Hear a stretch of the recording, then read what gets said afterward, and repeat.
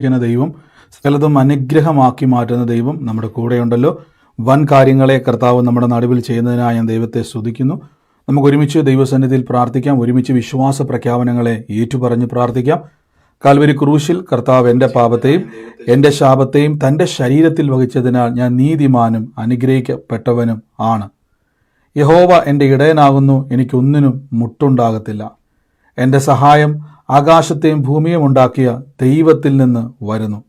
എൻ്റെ രോഗത്തെയും എൻ്റെ ദാരിദ്ര്യത്തെയും കർത്താവ് ക്രൂശിൽ തൻ്റെ ശരീരത്തിൽ വഹിച്ചതിനാൽ എനിക്ക് രോഗിയാകുവാൻ കഴിയത്തില്ല. രോഗത്തിന് എൻ്റെ മേൽ അധികാരമില്ല. രോഗശക്തിക്ക് എൻ്റെ മേൽ അധികാരമില്ല. കർത്താവിൽ ഞാൻ ദരിദ്രനല്ല, ക്രിസ്തു യേശുവിൽ ഞാൻ ബഹുസമ്പന്നനാണ്. പാമ്പുകളെയും തേളുകളെയും ശത്രുവിൻ്റെ സകല ബലത്തെയും ചവിട്ടുവാൻ കർത്താവിൽ എനിക്ക് അധികാരമുണ്ട്. ഒന്നും ഒരിക്കലും ഒരു ദോഷവും എനിക്ക് വരുത്തത്തില്ല.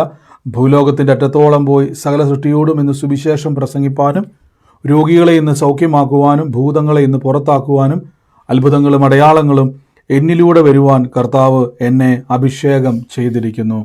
ആമേൻ. കർത്താവ് നമ്മളെ സകലത്തിലും ഇന്ന് സൂക്ഷിക്കുന്നല്ലോ. ഒരുമിച്ച് ഒരുമനപ്പെട്ട് കർത്താവിൻ്റെ തിരുസന്നിധിയിൽ നിന്ന് വരുവാനും ഒരുമിച്ച് കൂടി വന്ന് പ്രാർത്ഥിക്കുവാനും ഒക്കെയും ദൈവം നൽകിയിരിക്കുന്ന വലിയ കൃപകൾക്കായി ഞാൻ ദൈവത്തെ സ്തുതിക്കുന്നു. ഇന്നും കർത്താവ് നമുക്ക് വേണ്ടി പ്രവർത്തിക്കുന്ന ദൈവമാണ്. കൈവിടത്തില്ല, ഉപേക്ഷിക്കത്തില്ല. ആരെല്ലാം മറന്നാലും ആരെല്ലാം കൈവിട്ടാലും ഞാൻ നിന്നെ ഉപേക്ഷിക്കത്തില്ല എന്ന് പറഞ്ഞ ദൈവം എൻ്റെ കൂടെയുണ്ട്. ആ കർത്താവ് എന്നെ ഒരു നാളും മറക്കത്തില്ല. ആമേൻ. നമുക്ക് ഒരുമിച്ച് ഇന്ന് പ്രാർത്ഥിക്കാം. വൻ കാര്യങ്ങളെ ഇന്ന് കർത്താവ് ചെയ്യും. ഞാൻ എപ്പോഴും നമ്മൾ പറയാറുണ്ട്, നിങ്ങൾ ഓരോ ദിവസവും വചനം കേൾക്കുമ്പോൾ നമ്മുടെ ജീവിതത്തിൻ്റെ അകത്ത് വഴിത്തിരിവുകളുടെ സമയമാണിത്. വഴിത്തിരിവുകളുടെ സമയം. നമ്മൾ കേൾക്കുന്ന വചനത്തിൻ്റെ അകത്ത് നമുക്ക് വഴിത്തിരിവുകളെ ഉണ്ടാകും. വഴിത്തിരിവെന്ന് പറഞ്ഞാൽ നമ്മൾ പോലും ചിന്തിക്കാൻ പറ്റാത്ത മേഖലകളെ സ്വർഗത്തിലെ ദൈവം നമുക്ക് വേണ്ടി ഒരുക്കുന്നു. ആമേൻ. തുടർമാനമായിട്ട് നമ്മൾ വചനം കേൾക്കുന്നു. വലിയ കാര്യങ്ങളെ കർത്താവ് ചെയ്യുന്നല്ലോ.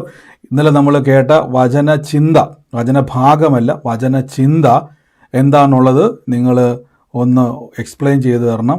അതായത് എന്തിനെ പറ്റിയാണ്, നമ്മൾ എന്താണ് ഒരു കാര്യം, വളരെ വ്യക്തമായിട്ടൊരു കാര്യം ചിന്തിച്ചിരുന്നു. എന്താണെന്നുള്ളത് ആർക്കെങ്കിലും ഓർമ്മയുണ്ടോ?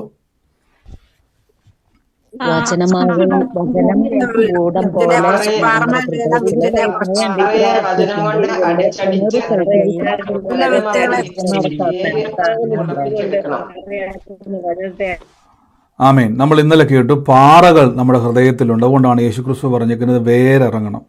അപ്പോൾ ഞാൻ നിങ്ങളോട് എപ്പോഴും പറയാറുണ്ട്, നമ്മുടെ ഈ വിശ്വാസ ജീവിതത്തിൽ നമ്മൾ ഈ ഒരു യാത്ര, ഞാൻ പറഞ്ഞില്ല, ഞാൻ 2012 കർത്താവിൻ്റെ സുവിശേഷം പ്രസംഗിക്കുവാൻ ദൈവാത്മാവിനാൽ ഒരു വിളി എനിക്ക് ലഭിച്ചത്. ഞാൻ ഇപ്പോഴും ഓർക്കുന്നുണ്ട്. ആ സമയങ്ങളിലൊക്കെയും അതായത് എനിക്ക് ആകെ നമ്മുടെ മനസ്സിലേക്ക് വന്നിട്ടുള്ള ദൈവ വചനമാണ് നമ്മുടെ കൈവശം ഉണ്ടായിരുന്നത്. അതായത് ഞാൻ ആദ്യം ഓർക്കുന്നുണ്ട്, ഇപ്പോഴും എൻ്റെ ആദ്യത്തെ പ്രസംഗം ഞാനൊരു വീട്ടിൽ തുടങ്ങുന്നത്, ആ വീട്ടിൽ ആകെ 2-3 പേരേ ഉള്ളൂ. ഒരു വീട്ടിലെ കോട്ടയത്ത് കാരാപ്പുഴ എന്ന് പറഞ്ഞൊരു സ്ഥലത്തൊരു വീട്ടിലായിരുന്നു ആദ്യത്തെ എൻ്റെ ഒരു പ്രസംഗം കിട്ടാൻ. ഒരു 15 മിനിറ്റ് സംസാരിക്കാൻ എനിക്ക് കിട്ടിയ ഒരു അവസരമായിരുന്നത്. പിന്നീട് എനിക്ക് കർത്താവിൻ്റെ വചനവുമായിട്ട് കർത്താവിൽ പരിശുദ്ധാത്മാവ് വചനങ്ങൾ തുറന്നു തന്നു. ദൈവത്തിൻ്റെ വചനങ്ങൾ വായിക്കാൻ തുടങ്ങിയപ്പോൾ ഞാൻ അന്ന് മുതൽ തീരുമാനമെടുത്ത്, കർത്താവ് എനിക്ക് ഈ ബൈബിളിൽ എഴുതപ്പെട്ടിരിക്കുന്ന അനുഗ്രഹങ്ങളെ അനുഭവിക്കണം. പല ഉപദേശങ്ങൾ ഞാൻ കേട്ടു, പല പ്രസംഗങ്ങൾ കേട്ടു, പലരുടെയും കാഴ്ചപ്പാടുകളെ മനസ്സിലാക്കി. പക്ഷെ പലപ്പോഴും ആളുകൾക്ക് എങ്ങനെയാണ് ദൈവത്തിൽ നിന്നുള്ള വചനത്തിലെ അനുഗ്രഹങ്ങളെ പുറത്തെടുക്കുവാൻ, അത് അനുഭവിക്കുവാനുള്ള വഴികളെ പറഞ്ഞു തരുവാൻ മിക്ക ആൾക്കും അറിയാം. എല്ലാവർക്കും പ്രസംഗിക്കാൻ അറിയാം, മണിക്കൂറുകൾ എല്ലാവർക്കും പ്രസംഗിക്കാൻ അറിയാം. പക്ഷെ അവർക്ക് പ്രാക്ടിക്കൽ ലൈഫിലേക്ക് ദൈവവചനത്തെ കൊണ്ടുവരുവാനുള്ള ആ ഒരു മാർഗം പല ആളുകൾക്കും മനസ്സിലായില്ല. അതിനെന്താണെന്ന് ചോദിച്ചു കഴിഞ്ഞാൽ, നമ്മൾ കർത്താവിൻ്റെ വചനത്തെ കാണുന്നത് നമ്മുടെ പല ആളുകളുടെ ഒപ്പീനിയന് ഇതിനകത്ത് ബാധകമാണ്. ഞാനിപ്പോൾ ഒരു ഒപ്പീനിയൻ പറഞ്ഞു കഴിഞ്ഞാൽ ആ ഒപ്പീനിയൻ പിന്നീട് എന്ത് ചെയ്യും? അപ്പോൾ എനിക്കൊരു എക്സ്പീരിയൻസ് ഉണ്ടായി. ഇപ്പം ഞാൻ പ്രാർത്ഥിച്ചിട്ടൊരു വിഷയം നടന്നില്ലെങ്കിൽ അത് വിധിയാണെന്നും അത് അങ്ങനെയാണെന്നും പറഞ്ഞുകൊണ്ട് കോംപ്രമൈസ് ചെയ്യിപ്പിക്കുന്ന ഒരു ചിത്രം നമ്മുടെ ഈ ആത്മലോകത്തിലുണ്ട്. അല്ല, ദൈവത്തിന് ഭോഷ്ക് പറയുവാൻ കഴിയത്തില്ല. ദൈവത്തിൻ്റെ വചനത്തിൽ എന്തെങ്കിലും എഴുതിയിട്ടുണ്ടെങ്കിൽ ദൈവം വാക്ക് മാറാത്തവനാണ്. അങ്ങനെയെങ്കിൽ എന്തുകൊണ്ടത് സംഭവിക്കുന്നില്ല എന്നുള്ള ഒരു യാത്രയായിരുന്നു എൻ്റെ ജീവിതത്തിലേക്ക് വഴിത്തിരിവുകളെ കൊണ്ടുവരാൻ ഇടയായി തീർന്നത്. നിങ്ങൾ എപ്പോഴും ബൈബിൾ വായിക്കുമ്പോൾ ചിന്തിക്കണം, ദൈവത്തിന് ഭോഷ്ക് പറയുവാൻ കഴിയത്തില്ല. ദൈവം വിടുവായി പറയുന്ന ദൈവമല്ല. ദൈവം എന്തെങ്കിലും പറഞ്ഞാൽ അത് പ്രവർത്തിപ്പാൻ ശക്തനായവനാണ്. അങ്ങനെയെങ്കിൽ ദൈവം പറഞ്ഞ വാക്കുകൾ എൻ്റെ ജീവിതത്തിൽ നടക്കുന്നില്ലെങ്കിൽ കാരണങ്ങൾ അന്വേഷിക്കണം. അങ്ങനെ അന്വേഷിക്കുമെങ്കിൽ തീർച്ചയായിട്ടും നമുക്ക് ആ ഉത്തരത്തിലേക്ക് എത്തിച്ചേരാൻ പറ്റും.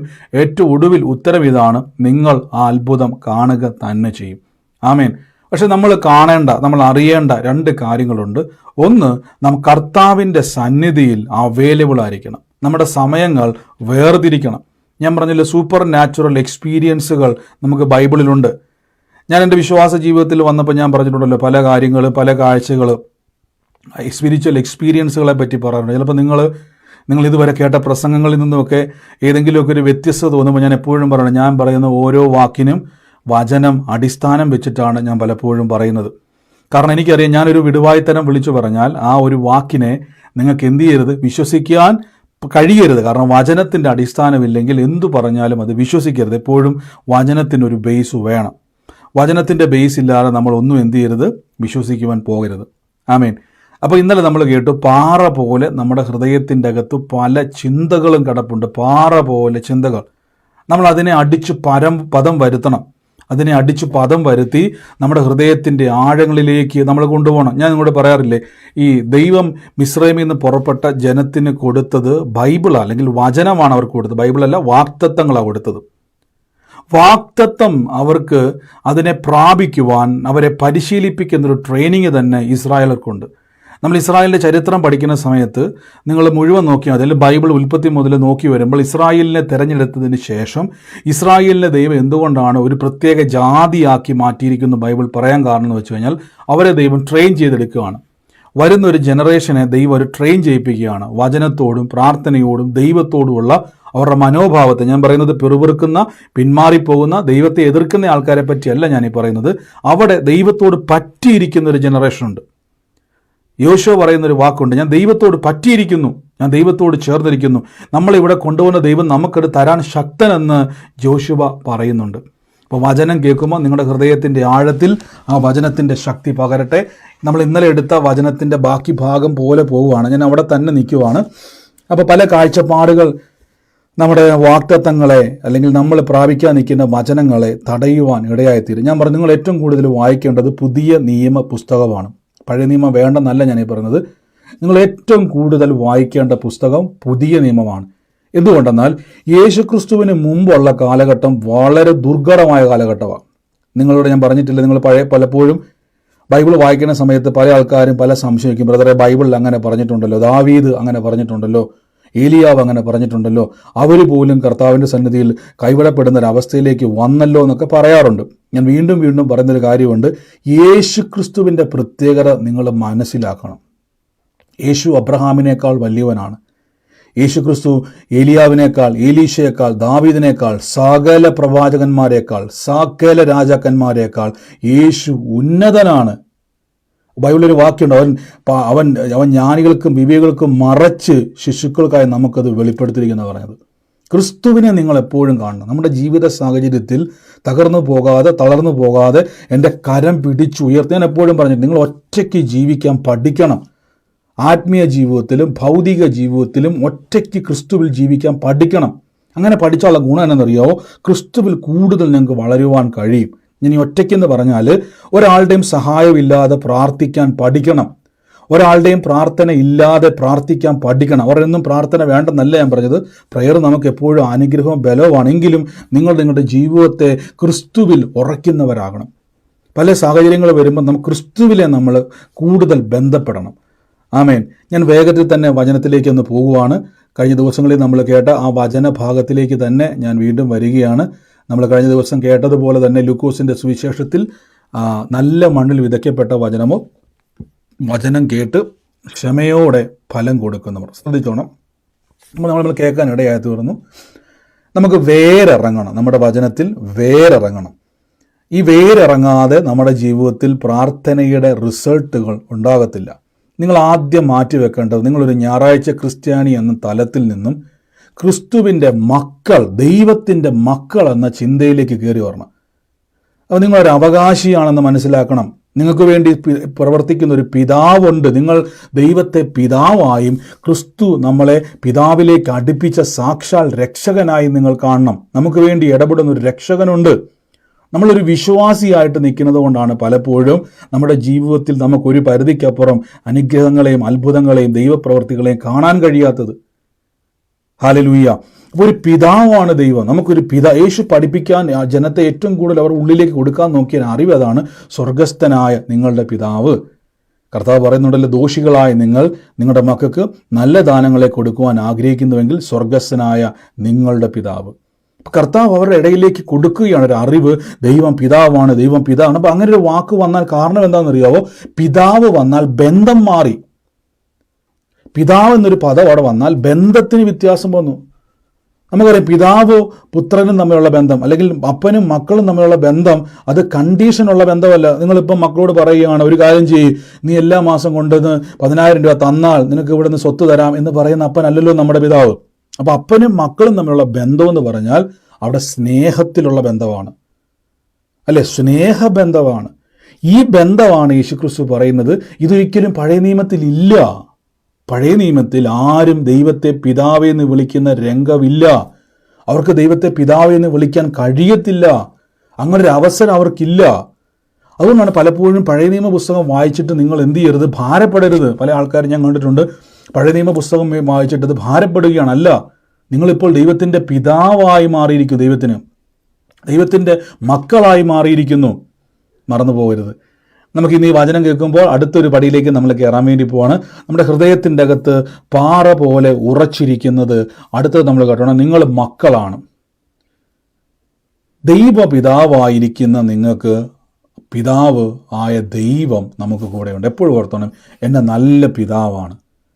ശരി, എനിക്ക് കുറച്ച് ബലഹീനതകളും കുഴപ്പങ്ങളും ഒക്കെ ഉണ്ട്, ചില സ്വഭാവ വൈകല്യങ്ങൾ എനിക്കുണ്ട്. പക്ഷെ എങ്കിലും എൻ്റെ പിതാവ് എന്നെ കൈവിടത്തില്ല. എൻ്റെ പിതാവ് എന്നെ ചേർത്തുകൊള്ളും. ആ പിതാവ് എന്നെ കൈവിടാതെ എന്നെ മാറോട് ചേർക്കുന്നൊരു പിതാവുണ്ട്. നിങ്ങൾ ശ്രദ്ധിച്ചിട്ടുണ്ടോ? യേശു ക്രിസ്തു ഭൂമിയിലേക്ക് വന്ന് ക്രൂശിൽ മരിക്കുന്ന സമയത്ത് കർത്താവിൻ്റെ കരുത്തിലേക്ക് ആണിപ്പഴുത് തറച്ചു കയറ്റുന്ന സമയത്ത് കർത്താവ് പറഞ്ഞൊരു വാക്കുണ്ട്, ഇവർ ചെയ്യുന്നതെന്ന് ഇവർ അറിയുന്നില്ല, ഇവരോട് ക്ഷമിക്കണം. കാരണം ഇവനും നാളെ യേശുക്രിസ്തുവിനെ ആണി അടിച്ചവൻ. അപ്പോസ്തല പ്രവൃത്തിയിൽ അപ്പോസ്തലന്മാർ ആരെങ്കിലും അവരുടെ വീട്ടിൽ പോയിട്ട് സുവിശേഷം പറഞ്ഞ് യേശുവിനെ കർത്താവായി സ്വീകരിച്ചാൽ നാളെ അവൻ യേശുവിൻ്റെ മകനാണ്. എന്നാലോചിച്ച് നോക്കി, ഇത് ദൈവത്തിന് അറിയാം. ഈ ആണി അടിക്കുന്നവൻ നാളെ കർത്താവായി യേശുവിനെ സ്വീകരിച്ചാൽ നാളെ അവൻ ആരാണ് എന്ന് ആലോചിച്ച് നോക്കി. അപ്പോൾ അവൻ മനസ്സറിയിക്കും, കർത്താവേ ഞാൻ ആണി അടിച്ചവനാണ് കർത്താവേ. ഇല്ല കർത്താവ്, എനിക്കറിയാം നീയും നാളെ എന്നെ കർത്താവായി സ്വീകരിച്ചാൽ നീയും ദൈവത്തിൻ്റെ പൈതലായി മാറുമ്പോൾ നീ എനിക്ക് മകനാണ്. ആ കർത്താവിൻ്റെ ഒരു സ്നേഹം കണ്ടു. അതുകൊണ്ട് കർത്താവ് പറഞ്ഞു, ഇവൻ ചെയ്യുന്നത് ഇവൻ അറിയുന്നില്ല, ഇവനോട് ക്ഷമിക്കണം. കാരണം ഇവനും നാളെ യേശുവിലേക്ക് വന്നാൽ, എന്നിലേക്ക് വന്നാൽ ഞാൻ ഇവനെയും സ്നേഹിക്കേണ്ടതാണ്. അപ്പോൾ കർത്താവ് നമ്മളെ കൈവിടുന്ന ദൈവമല്ല. ആമേൻ. നമുക്ക് ഒരുമിച്ച് പ്രാർത്ഥിക്കാം. ഞാൻ വചനത്തിലേക്ക് കയറുന്നതിന് മുമ്പ് 1-2 കാര്യങ്ങൾ പറഞ്ഞോട്ടെ. നമ്മൾ നമ്മുടെ മീറ്റിങ്ങുകളെ പറ്റിയുള്ള കാര്യങ്ങൾ നിങ്ങൾക്കറിയാമല്ലോ. കോട്ടയത്തും കോട്ടയത്തും എറണാകുളത്തും കൊല്ലത്തും നടക്കുന്ന പ്രാർത്ഥനകൾ 18, 20, 24 നടക്കുന്ന മീറ്റിങ്ങുകളാണ്. 18-ാം തീയതി എറണാകുളത്ത്, 20 കൊല്ലം, 24 കോട്ടയത്ത് നടക്കുന്ന 3 പ്രയറുകളാണ് നിങ്ങളുടെ കാണിച്ചിരിക്കുന്നത്. അപ്പോൾ അതിൻ്റെ കാര്യങ്ങൾ ഞാൻ പറയുന്നതിൻ്റെ കാര്യം, നമ്മൾ ഇപ്പോൾ ഒരു ആശയത്തിൽ ഇങ്ങനെ എത്തിയിരിക്കുന്നു. പല ആളുകളും പറഞ്ഞൊരു അഭിപ്രായം ഇങ്ങനെയാണ്. ചിലർ പറയുന്നു, 3/4 ആളുകൾ പറയുന്നു, നിങ്ങളൊന്ന് കൺഫേം ചെയ്യണം, എറണാകുളം ടൗണിൽ തന്നെ വെക്കുന്നതാണ് ഭംഗി എന്ന് പറയുന്നു. ചിലർ പറയുന്നു തൃപ്പൂണിത്തറയാണ് ഭംഗി എന്ന് പറയുന്നു. നിങ്ങൾ ഇങ്ങനൊരു കൺഫ്യൂഷനിൽ നിൽക്കുന്നുണ്ട്. നമുക്ക് എന്തായാലും ഇനിയിപ്പം അടുത്ത മാസം പറഞ്ഞാൽ അധികം ദിവസമില്ല. ഇന്നിപ്പോൾ 29ആയി. ഇനിയിപ്പോൾ വലിയ ദിവസമില്ല. ഡിസംബർ ഏകദേശം പകുതിയോടെ നമ്മൾ ഹോളുകളൊക്കെ ബുക്ക് ചെയ്യാൻ വേണ്ടി പോവുകയാണ്. എല്ലാ ഹോളുകളും ബുക്ക് ചെയ്യുന്നുണ്ട്. കൊല്ലത്തും എല്ലാം. നാളെ കഴിഞ്ഞാൽ പിന്നെ ഈ മാസം തീരുവാണ്. ഡിസംബറിലോട്ട് നമ്മൾ കയറുവാണ്. ജനുവരിയിലൊന്നും ബുക്കിംഗ് പിന്നെ നടക്കത്തില്ല. അതുകൊണ്ട് എന്ത് ചെയ്യണം, നമുക്ക് ആ കാര്യങ്ങൾ ക്രമീകരിക്കേണ്ടതുണ്ട്. അപ്പം നിങ്ങളുടെ ഒരു അഭിപ്രായത്തിൽ എറണാകുളത്ത് കൂടുന്നവർ എറണാകുളം മീറ്റിങ്ങിൻ്റെ ഗ്രൂപ്പ് നിങ്ങളുടെ ചോദിച്ചല്ലോ, നിങ്ങൾക്കത് എങ്ങനെയാണ്? എറണാകുളത്ത് ടൗണിലാണോ സൗകര്യം, അതോ എറണാകുളത്തിൻ്റെ പുറത്താണോ സൗകര്യമെന്ന് ഒന്ന് നിങ്ങൾ പറയണം. ഞാൻ അതൊന്ന് ചോദിക്കാൻ വേണ്ടിയാണ്. അതിൻ്റെ ഗ്രൂപ്പിലേക്ക് നമ്മളത് ചോദിക്കുന്നുണ്ട്. ബാക്കി കാര്യങ്ങൾ ഏതാ നിങ്ങളുടെ സൗകര്യം? ടൗൺ ആണോ? സൗകര്യം എല്ലാവർക്കും വരാനും പോകാനും എറണാകുളം ടൗണാണ് നല്ലത്. തൃപ്പൂണിത്തറയ്ക്ക് പോകണമെങ്കിൽ പിന്നെ വേറെ ബസ്സൊക്കെ കയറണം. അപ്പം നിങ്ങൾക്ക് എറണാകുളം ടൗൺ ആകുമ്പോൾ ഞാൻ ഈ ബ്ലോക്കിൻ്റെയും ആ ഒരു തിരക്കിൻ്റെയൊക്കെ ഓർത്താണ് എറണാകുളം ടൗണിൽ നിന്ന് മാറ്റിയത്. വീണ്ടും നമ്മൾ എറണാകുളം ടൗണിലേക്ക് തന്നെയാണ് നിങ്ങൾ പറഞ്ഞുകൊണ്ട് വരുന്നത്. അപ്പോൾ നമ്മൾ 1-2 ഹോളുകൾ എറണാകുളം ടൗണിൽ നോക്കുന്നുണ്ട്. എന്തായാലും ഞാൻ ഇന്ന് നാളെയൊക്കെ ആയിട്ട് നമ്മുടെ ഗ്രൂപ്പുകളൊക്കെ ഓപ്പൺ ചെയ്യും. അപ്പോൾ അതിലേക്ക് നിങ്ങൾ തുരുതുരാന്ന് മെസ്സേജ് അയക്കരുത്. നിങ്ങൾക്ക് ഞാനൊരു അതിൻ്റെ അകത്തൊരു എന്താ പറയുന്നത്, പറ്റിയാൽ നമുക്കതിനകത്തൊരു പോളിംഗ് പോലെ, വോട്ടിങ്ങിൻ്റെ പോളിംഗ് പോലെ ഒരു സംഭവം അതിൻ്റെ അകത്തിടും. അതിൻ്റെ അകത്ത് നിങ്ങൾ ക്ലിക്ക് ചെയ്താൽ മതി. ഏറ്റവും കൂടുതൽ ആളുകൾ ടൗണിൽ വേണം. എന്തിനാണ് ചോദിക്കുന്നത് വെച്ച് കഴിഞ്ഞാൽ, അല്ലെ പിന്നെ ബുക്ക് ചെയ്തതിന് ശേഷം ബ്രദറെ ഞങ്ങൾക്ക് അത് ബുദ്ധിമുട്ടായിരുന്നു. ഞാൻ ആർക്കും ഒരു ബുദ്ധിമുട്ട് വരരുത്. മറ്റൊരു കാര്യം എന്ന് പറഞ്ഞാൽ നമ്മളെല്ലാ ആളുകളെയും ഉൾക്കൊള്ളിക്കാൻ കാരണം നാളെ ഒരാൾ വന്നിട്ട് ഒരാൾക്ക് പുറത്ത് നിൽക്കേണ്ട ഒരു അവസ്ഥ വരരുത്. അതുകൊണ്ടാണ് എല്ലാ കാര്യങ്ങളെയും ചോദിക്കുന്നത്, ഹോളും കാര്യങ്ങളും ഒക്കെ. അപ്പോൾ അതനുസരിച്ച് എന്ത് ചെയ്യുക, നിങ്ങൾ കാര്യങ്ങളെ ചോദിക്കുക. അപ്പോൾ എറണാകുളത്തും കൊല്ലവും അതുപോലെ തന്നെയാണ്. കൊല്ലം നമുക്ക് പിന്നെ കൊല്ലത്ത് പിന്നെ ഇത്രയും തിരക്ക് വരുന്നില്ലാത്തതുകൊണ്ട്, കൊല്ലത്ത് ഇത്രയും ബ്ലോക്ക്, എറണാകുളത്തിൻ്റെ ഇത്രയും ബ്ലോക്ക് വരാത്തത് കൊണ്ടാണ് കൊല്ലവും ഉണ്ട്. അടുത്തത് കൊല്ലമാണ് ഞാൻ ചോദിക്കുന്നത്. അപ്പോൾ എല്ലാ ഗ്രൂപ്പുകളിലെയും നിങ്ങൾ എന്ത് ചെയ്യണം, കാര്യങ്ങൾ ഇന്ന് തന്നെ നമുക്കെല്ലാം അറിയിക്കണം. അപ്പോൾ ഇന്ന് ഗ്രൂപ്പുകളിലേക്ക് അത് വരാൻ പറ്റും. നമുക്ക് ഒരുമിച്ച് ഇന്ന് പ്രാർത്ഥിക്കാം. എല്ലാ കാര്യങ്ങളും കർത്താവ് ഭംഗിയോടെ ചെയ്യട്ടെ. വലിയ തയ്യാറെടുപ്പോടെ നിങ്ങൾ വരിക. നിങ്ങൾ അവിടെ കൂട്ടായ്മയിലേക്ക് വരുമ്പോൾ ഞാൻ അവിടെ എപ്പോഴും പറയുന്നത് പോലെ നിങ്ങൾ പ്രതീക്ഷയോടെ വരിക. കർത്താവിൽ എനിക്കൊരു ശുശ്രൂഷയായി എനിക്ക് ഫലം കായ്ക്കണം, കർത്താവിൽ എനിക്കൊരു സാക്ഷിയാകണം എന്ന തിരിച്ചറിവോടെ വേണം നിങ്ങൾ അവിടെ വരാൻ വേണ്ടി. ആമേൻ. എറണാകുളം ടൗൺ ഹാളിന് ഒന്ന് തിരക്ക് 30,000 അല്ലേ? നോക്കുക, അതിൻ്റെ റെൻറ്റ് കാര്യങ്ങളൊക്കെ ഒന്ന് നോക്കുക. ഇപ്പോൾ ഒരാൾ കമൻറ്റ് ഇട്ടിട്ടുണ്ട് എറണാകുളം ടൗൺ ഹാള്. അങ്ങനെയാണെങ്കിൽ ടൗൺ ഹാള് നോക്കുക, അതിനെങ്ങനെയാണ് ബന്ധപ്പെടേണ്ടത്. ഞാൻ പറഞ്ഞില്ല, ഞാൻ ഈ ഒരു രാജ്യത്തിരിക്കുന്നു. അപ്പോൾ നിങ്ങളൊന്ന് കണക്ട് ചെയ്തിട്ട് നമ്മുടെ സഹോദരന്മാർ ഗ്രൂപ്പിലുണ്ട്, അവരോട് സംസാരിക്കുക. എന്നിട്ട് ആ കാര്യങ്ങൾ എങ്ങനെയാണെന്ന് വെച്ചാൽ അത് അറേഞ്ച് ചെയ്യാൻ പറ്റുന്ന കാര്യങ്ങളൊക്കെ ശ്രദ്ധിക്കുക. എന്നിട്ട് എല്ലാം നമുക്ക്, ഞാൻ പറഞ്ഞില്ല, നിങ്ങൾ ആരും മാറി നിൽക്കേണ്ട കാര്യമൊന്നുമില്ല. നമ്മൾ ഒരുമിച്ച് നിങ്ങളുടെ മനസ്സിലേക്ക് സുവിശേഷത്തിന് വേണ്ടിയാണ്. ഞാൻ പറഞ്ഞല്ലോ, സുവിശേഷത്തിന് വേണ്ടി നമ്മൾ ചെയ്താൽ കർത്താവ് നമുക്ക് പ്രതിഫലം തന്നിരിക്കും. എൻ്റെ കൂടെ പറഞ്ഞിട്ട്, സുവിശേഷത്തിന് വേണ്ടി ചെയ്താൽ കർത്താവ് പ്രതിഫലം തരുമെന്ന് പറ.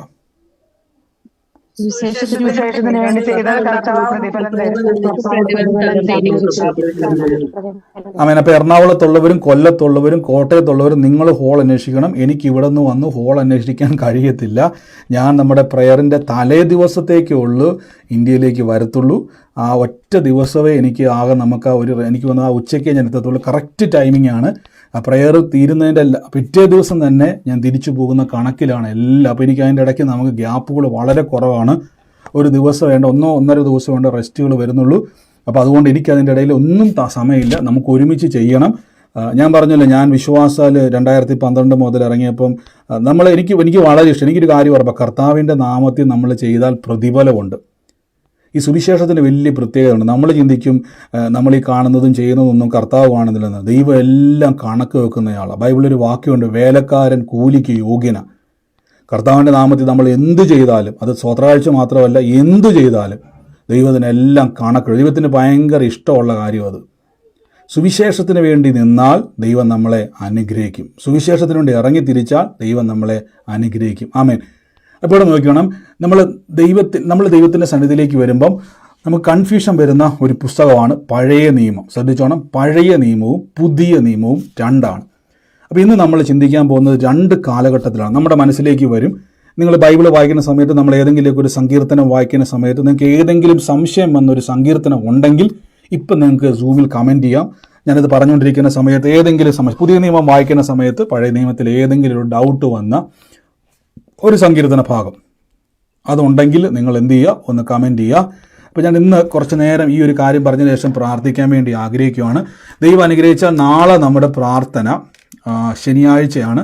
ഇച്ചിരി നേരത്തെ ആരംഭിക്കും. നാളെ ഒരു ദിവസത്തേക്ക് മാത്രം ഇന്ത്യൻ സമയം 8:30 ആരംഭിക്കും. 8:30 മുതൽ ആരംഭിക്കും.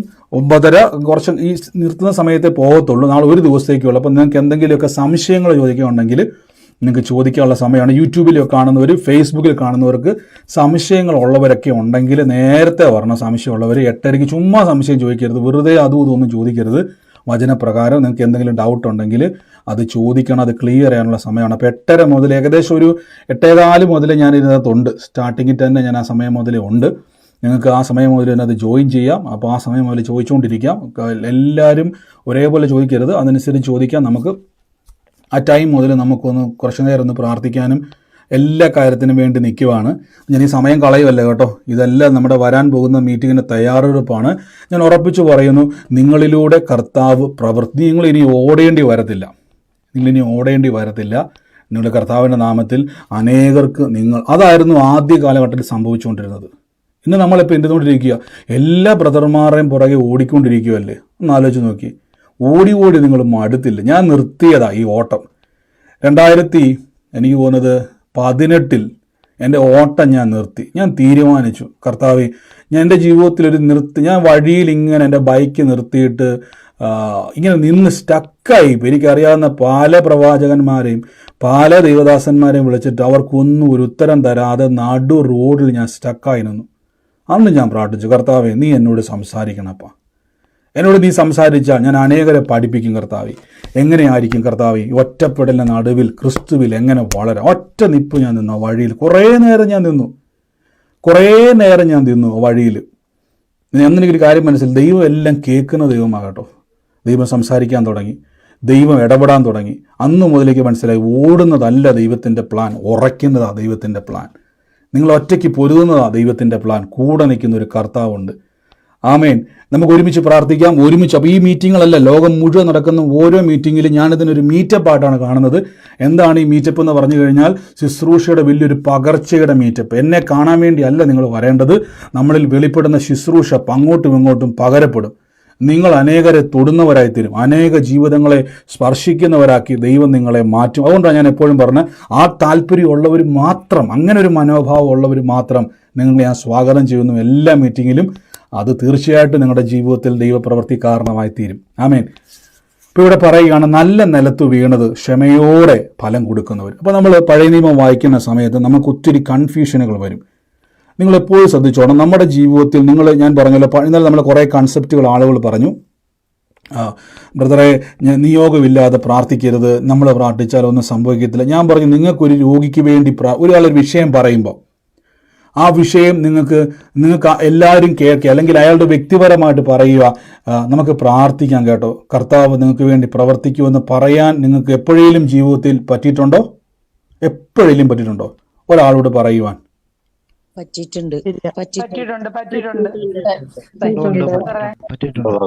പറ്റിയിട്ടുണ്ടെങ്കിൽ ഞാൻ പറയുന്നു, നിങ്ങൾ കുറവുള്ളവരല്ല. നമ്മൾ പലപ്പോഴും ചിന്തിക്കും, കർത്താവ് എൻ്റെ കുറവ് കൊണ്ടായിരിക്കും. യേശുവിന് വേണ്ടി ഒരാളോടെങ്കിലും നിങ്ങൾക്ക് പറയാൻ കഴിയുന്നുണ്ടോ? ഞാൻ നിങ്ങളോട് പറയും, നിങ്ങൾ ഭയങ്കര വിശ്വാസമുള്ളവരാ. ചിലർ യേശുവിനെ അറിയാഞ്ഞിട്ടും ചിലർ മിണ്ടത്തില്ല, പ്രാർത്ഥിക്കാമെന്ന് പറയത്തില്ല, പ്രാർത്ഥിക്കത്തുമില്ല. അങ്ങനെ ചെയ്യാൻ നിങ്ങൾക്ക് പറ്റുമെങ്കിൽ ഞാൻ പറയും, നിങ്ങൾ ഏറ്റവും അനുഗ്രഹിക്കപ്പെട്ടവരാ, നിങ്ങൾക്കാണ് ഏറ്റവും വിശ്വാസമുള്ളവരാ. നിങ്ങൾക്ക് വിശ്വാസമുള്ളത് കൊണ്ടാണ് നിങ്ങൾ മറ്റൊരു വ്യക്തിയോട് പ്രാർത്ഥിക്കാൻ തയ്യാറാകുന്നത്. ഞാൻ ചോദിച്ചോട്ടെ, എന്ത് ധൈര്യത്തിലാണ് ആ വ്യക്തിയോട് പറയുന്നത് യേശു ഇതെല്ലാം മാറ്റുമെന്ന്? ആ വ്യക്തി കളിയാക്കുമെന്ന് അറിയാം. ചിലപ്പോൾ ആ വ്യക്തിയെ, നമ്മുടെ ചുറ്റുവട്ടം നിൽക്കുന്ന വ്യക്തികൾ നമ്മളെ പരിഹസിച്ചേക്കാം. നമുക്ക് ചിലപ്പോൾ ആ വ്യക്തി അത് നടന്നില്ലെങ്കിൽ നമ്മളെ കുറ്റപ്പെടുത്തിയേക്കാം. ഇതെല്ലാം വെല്ലുവിളി നമ്മുടെ മുമ്പിൽ ഉണ്ടായിട്ടും നിങ്ങൾ ആ വ്യക്തിയോട് ധൈര്യത്തോടെ പറയുകയാണ്, യേശു നിനക്ക് വേണ്ടി പ്രവർത്തിക്കുമെന്ന് പറയുന്നുണ്ടെങ്കിൽ നിങ്ങൾ കുറവുള്ളവരല്ല കേട്ടോ, നിങ്ങൾ വളരെ ശക്തന്മാരാണ്, നിങ്ങൾ വളരെ വിശ്വാസമുള്ളവരാണ്. ഇത് പറയാത്തവർക്ക് വിശ്വാസമില്ല. ഞാൻ പറഞ്ഞില്ലേ, ഒരു വ്യക്തിയോട് യേശു നിനക്ക് വേണ്ടി പ്രവർത്തിക്കും എന്ന് പറയുന്ന സമയത്ത്, അല്ലെങ്കിൽ ഒരു വ്യക്തിയോട് യേശു നിനക്ക് വേണ്ടി പ്രവർത്തിക്കുമെന്ന് ഒരു വ്യക്തിയോട് പറയാൻ പറ്റുന്നുണ്ടെങ്കിൽ ഞാൻ പറയുന്നു, നിങ്ങളിൽ അസാധാരണമായ വിശ്വാസം ഉള്ളത് കൊണ്ടാണ്. കാര്യം യേശു അത് ചെയ്യുമെന്ന് നിങ്ങൾക്ക് ഉറപ്പുള്ളത് കൊണ്ടാണ് നിങ്ങൾ മറ്റൊരു വ്യക്തിയോട് പറയുന്നത്. ഇനി ഞാൻ പറഞ്ഞല്ലോ, നമ്മുടെ ഹൃദയത്തിൽ ഉണ്ടാകുന്ന ഒരു ട്രിക്കാണ്, പിശാചിൻ്റെ ഒരു ട്രിക്കാണ് നമുക്ക് വിശ്വാസമില്ലെന്നും നമുക്ക് കഴിവില്ലെന്നും നമുക്ക് ശക്തിയില്ലെന്നും പറയുന്നത്. ഞാൻ പറഞ്ഞല്ലോ, നിങ്ങൾക്ക് വിശ്വാസം ഉണ്ടോ ഇല്ലയോ എന്ന് അറിയാൻ ഒരു പ്രശ്നമുള്ള ഒരു വ്യക്തി, ആ വ്യക്തി നിങ്ങളൊക്കെ വന്നിട്ട് ഒരു പ്രശ്നത്തെ പറ്റി പറയാം, അയൽക്കൂട്ടത്തിലായിക്കോട്ടെ, ജോലി സ്ഥലത്തായിക്കോട്ടെ, ബസ് യാത്രയിലോ ട്രെയിൻ യാത്രയിലോ ഏത് സ്ഥലത്ത് വെച്ചൊരു വ്യക്തി പറയുകയാണ്, എൻ്റെ വീട്ടിൽ ഭയങ്കര പ്രശ്നമാണ്, എൻ്റെ കുഞ്ഞുങ്ങൾക്ക് ഭയങ്കര പ്രശ്നമാണ്, എനിക്ക് വല്ലാത്ത ബുദ്ധിമുട്ടാണെന്ന് പറയുമ്പോഴേക്കും സാരമില്ലടി അല്ലെങ്കിൽ സാരമില്ലടാ എന്ന് പറയുവാണെങ്കിൽ അതിൻ്റെ അർത്ഥം നിങ്ങൾക്ക് വിശ്വാസവുമില്ല, ദൈവത്തിൽ ധൈര്യമില്ലാത്തവരാ. പക്ഷെ അവരുടെ ജീവിതത്തിൽ എന്തെങ്കിലും നിങ്ങൾ പറഞ്ഞിട്ടുണ്ടോ, സാരമില്ലെന്നേ, കർത്താവ് ഒരു പരിഹാരം ചെയ്യും എന്ന് പറയാൻ പറ്റിയിട്ടുണ്ടെങ്കിൽ ഞാൻ പറയുന്നു, നിങ്ങളുടെ അകത്തൊരു വിശ്വാസമുണ്ട്, നിങ്ങളുടെ അകത്തൊരു ദൈവശക്തിയുണ്ട്. കാര്യം നിങ്ങൾ ചിന്തിച്ചിട്ടുണ്ടോ, ആ വ്യക്തിയോട് എന്ത് ധൈര്യത്തിലാണ് യേശു മാറ്റുമെന്ന് പറഞ്ഞത്? എന്ത് ധൈര്യത്തിലാണ് നിങ്ങൾ ആ വിഷയം മാറുമെന്ന് പറഞ്ഞത്? കണ്ടോ? അത് പറഞ്ഞേ, അപ്പോൾ എൻ്റെ വായിൽ വന്നത് ഞാനങ്ങ് പറഞ്ഞു അല്ല, നിങ്ങളുടെ അകത്തുള്ള വിശ്വാസം അത് പുറത്തു വന്നതാ. ആമേൻ. ഈ നിങ്ങളോടാണ് പിശാച് പറയുന്നത്, നിനക്ക് നിയോഗമില്ല, നിനക്ക് കുറവുണ്ടെന്ന് പറയുന്നത്. അപ്പം നമ്മൾ അത് വഞ്ചിക്കപ്പെടുകയാണ്. അല്ല, ഞാൻ കുറവുള്ളവനല്ല. എൻ്റെ കുറവ് എപ്പോഴും ഓർത്തണം, എൻ്റെ കുറവ് ഒരു വ്യക്തിയുടെ അനുഗ്രഹത്തിന് തടസ്സമല്ല. അതാ ഞാൻ പറയുന്നത്, നമ്മുടെ അകത്ത് ഒത്തിരി കൺഫ്യൂഷൻ വരുന്നുണ്ട്. എൻ്റെ കുറവാണോ ഞാൻ കഴിഞ്ഞ ദിവസം പറഞ്ഞല്ലോ, കൊരിന്ത്യ ലേഖനം നമ്മൾ പഠിക്കുന്ന സമയത്ത് ഒരു കൃപാവരത്തിനും കുറവില്ല എന്നവിടെ പറയുന്നുണ്ട്. പക്ഷെ അതേ പൗലോസ് തന്നെ പറയുന്നുണ്ട്, അപ്പൻ്റെ ഭാര്യയെ വെച്ചുകൊണ്ടിരിക്കുന്നവൻ, ഒളിഞ്ഞും മറഞ്ഞുമൊക്കെ വിഗ്രഹത്തെ ആരാധിക്കാൻ പോകുന്നവർ, അവിടെ ഇവിടെ പരദൂഷണം പറയുന്നവർ, അപ്പോൾ ഒരു കൃപാവരത്തിനും കുറവില്ലാത്തവരുടെ സ്വഭാവം ശരിയല്ല. പക്ഷെ എന്നിട്ടും അവിടെ ദൈവത്തിൻ്റെ പ്രവൃത്തികൾ നടക്കുന്നു. ഹല്ലേലൂയ. അപ്പോൾ നിങ്ങൾ എന്ത് ചെയ്യണം? നിങ്ങൾ അതിൻ്റെ അർത്ഥം നിങ്ങൾ അതെല്ലാം ചെയ്യണമെന്നല്ല ഞാൻ പറഞ്ഞിരിക്കുന്നത്.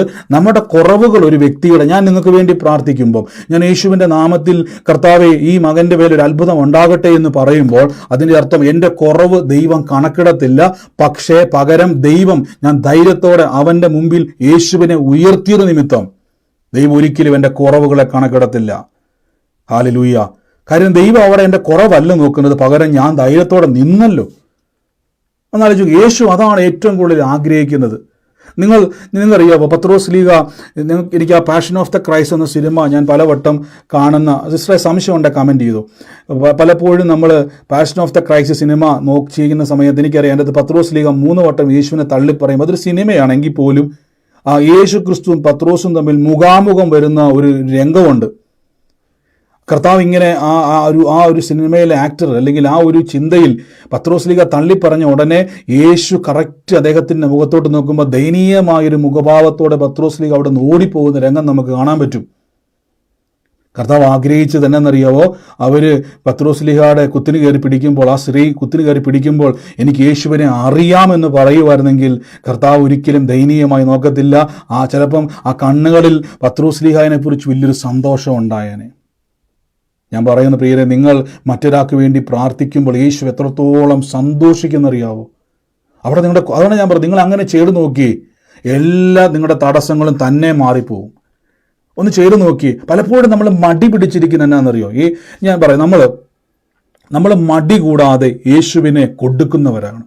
കർത്താവിന് നിങ്ങളറിയാം, യേശു നിങ്ങളുടെ കൂടെ എപ്പോഴും നടക്കുന്നു. ഇമ്മാനുവൽ എന്ന വാക്കിൻ്റെ ദൈവം നമ്മുടെ കൂടെയാണ്. നമ്മളൊരു വ്യക്തിയോട് പറയുകയാണ്, സഹോദരി യേശു നിങ്ങളെ അനുഗ്രഹിക്കും. പിന്നെ യേശു നിന്നെ അനുഗ്രഹിക്കാൻ പോലും വേറെ പണിയൊന്നുമില്ല. അവർ കളിയാക്കുമ്പോൾ നമ്മളങ്ങ് ചമ്മിപ്പോയില്ലേ?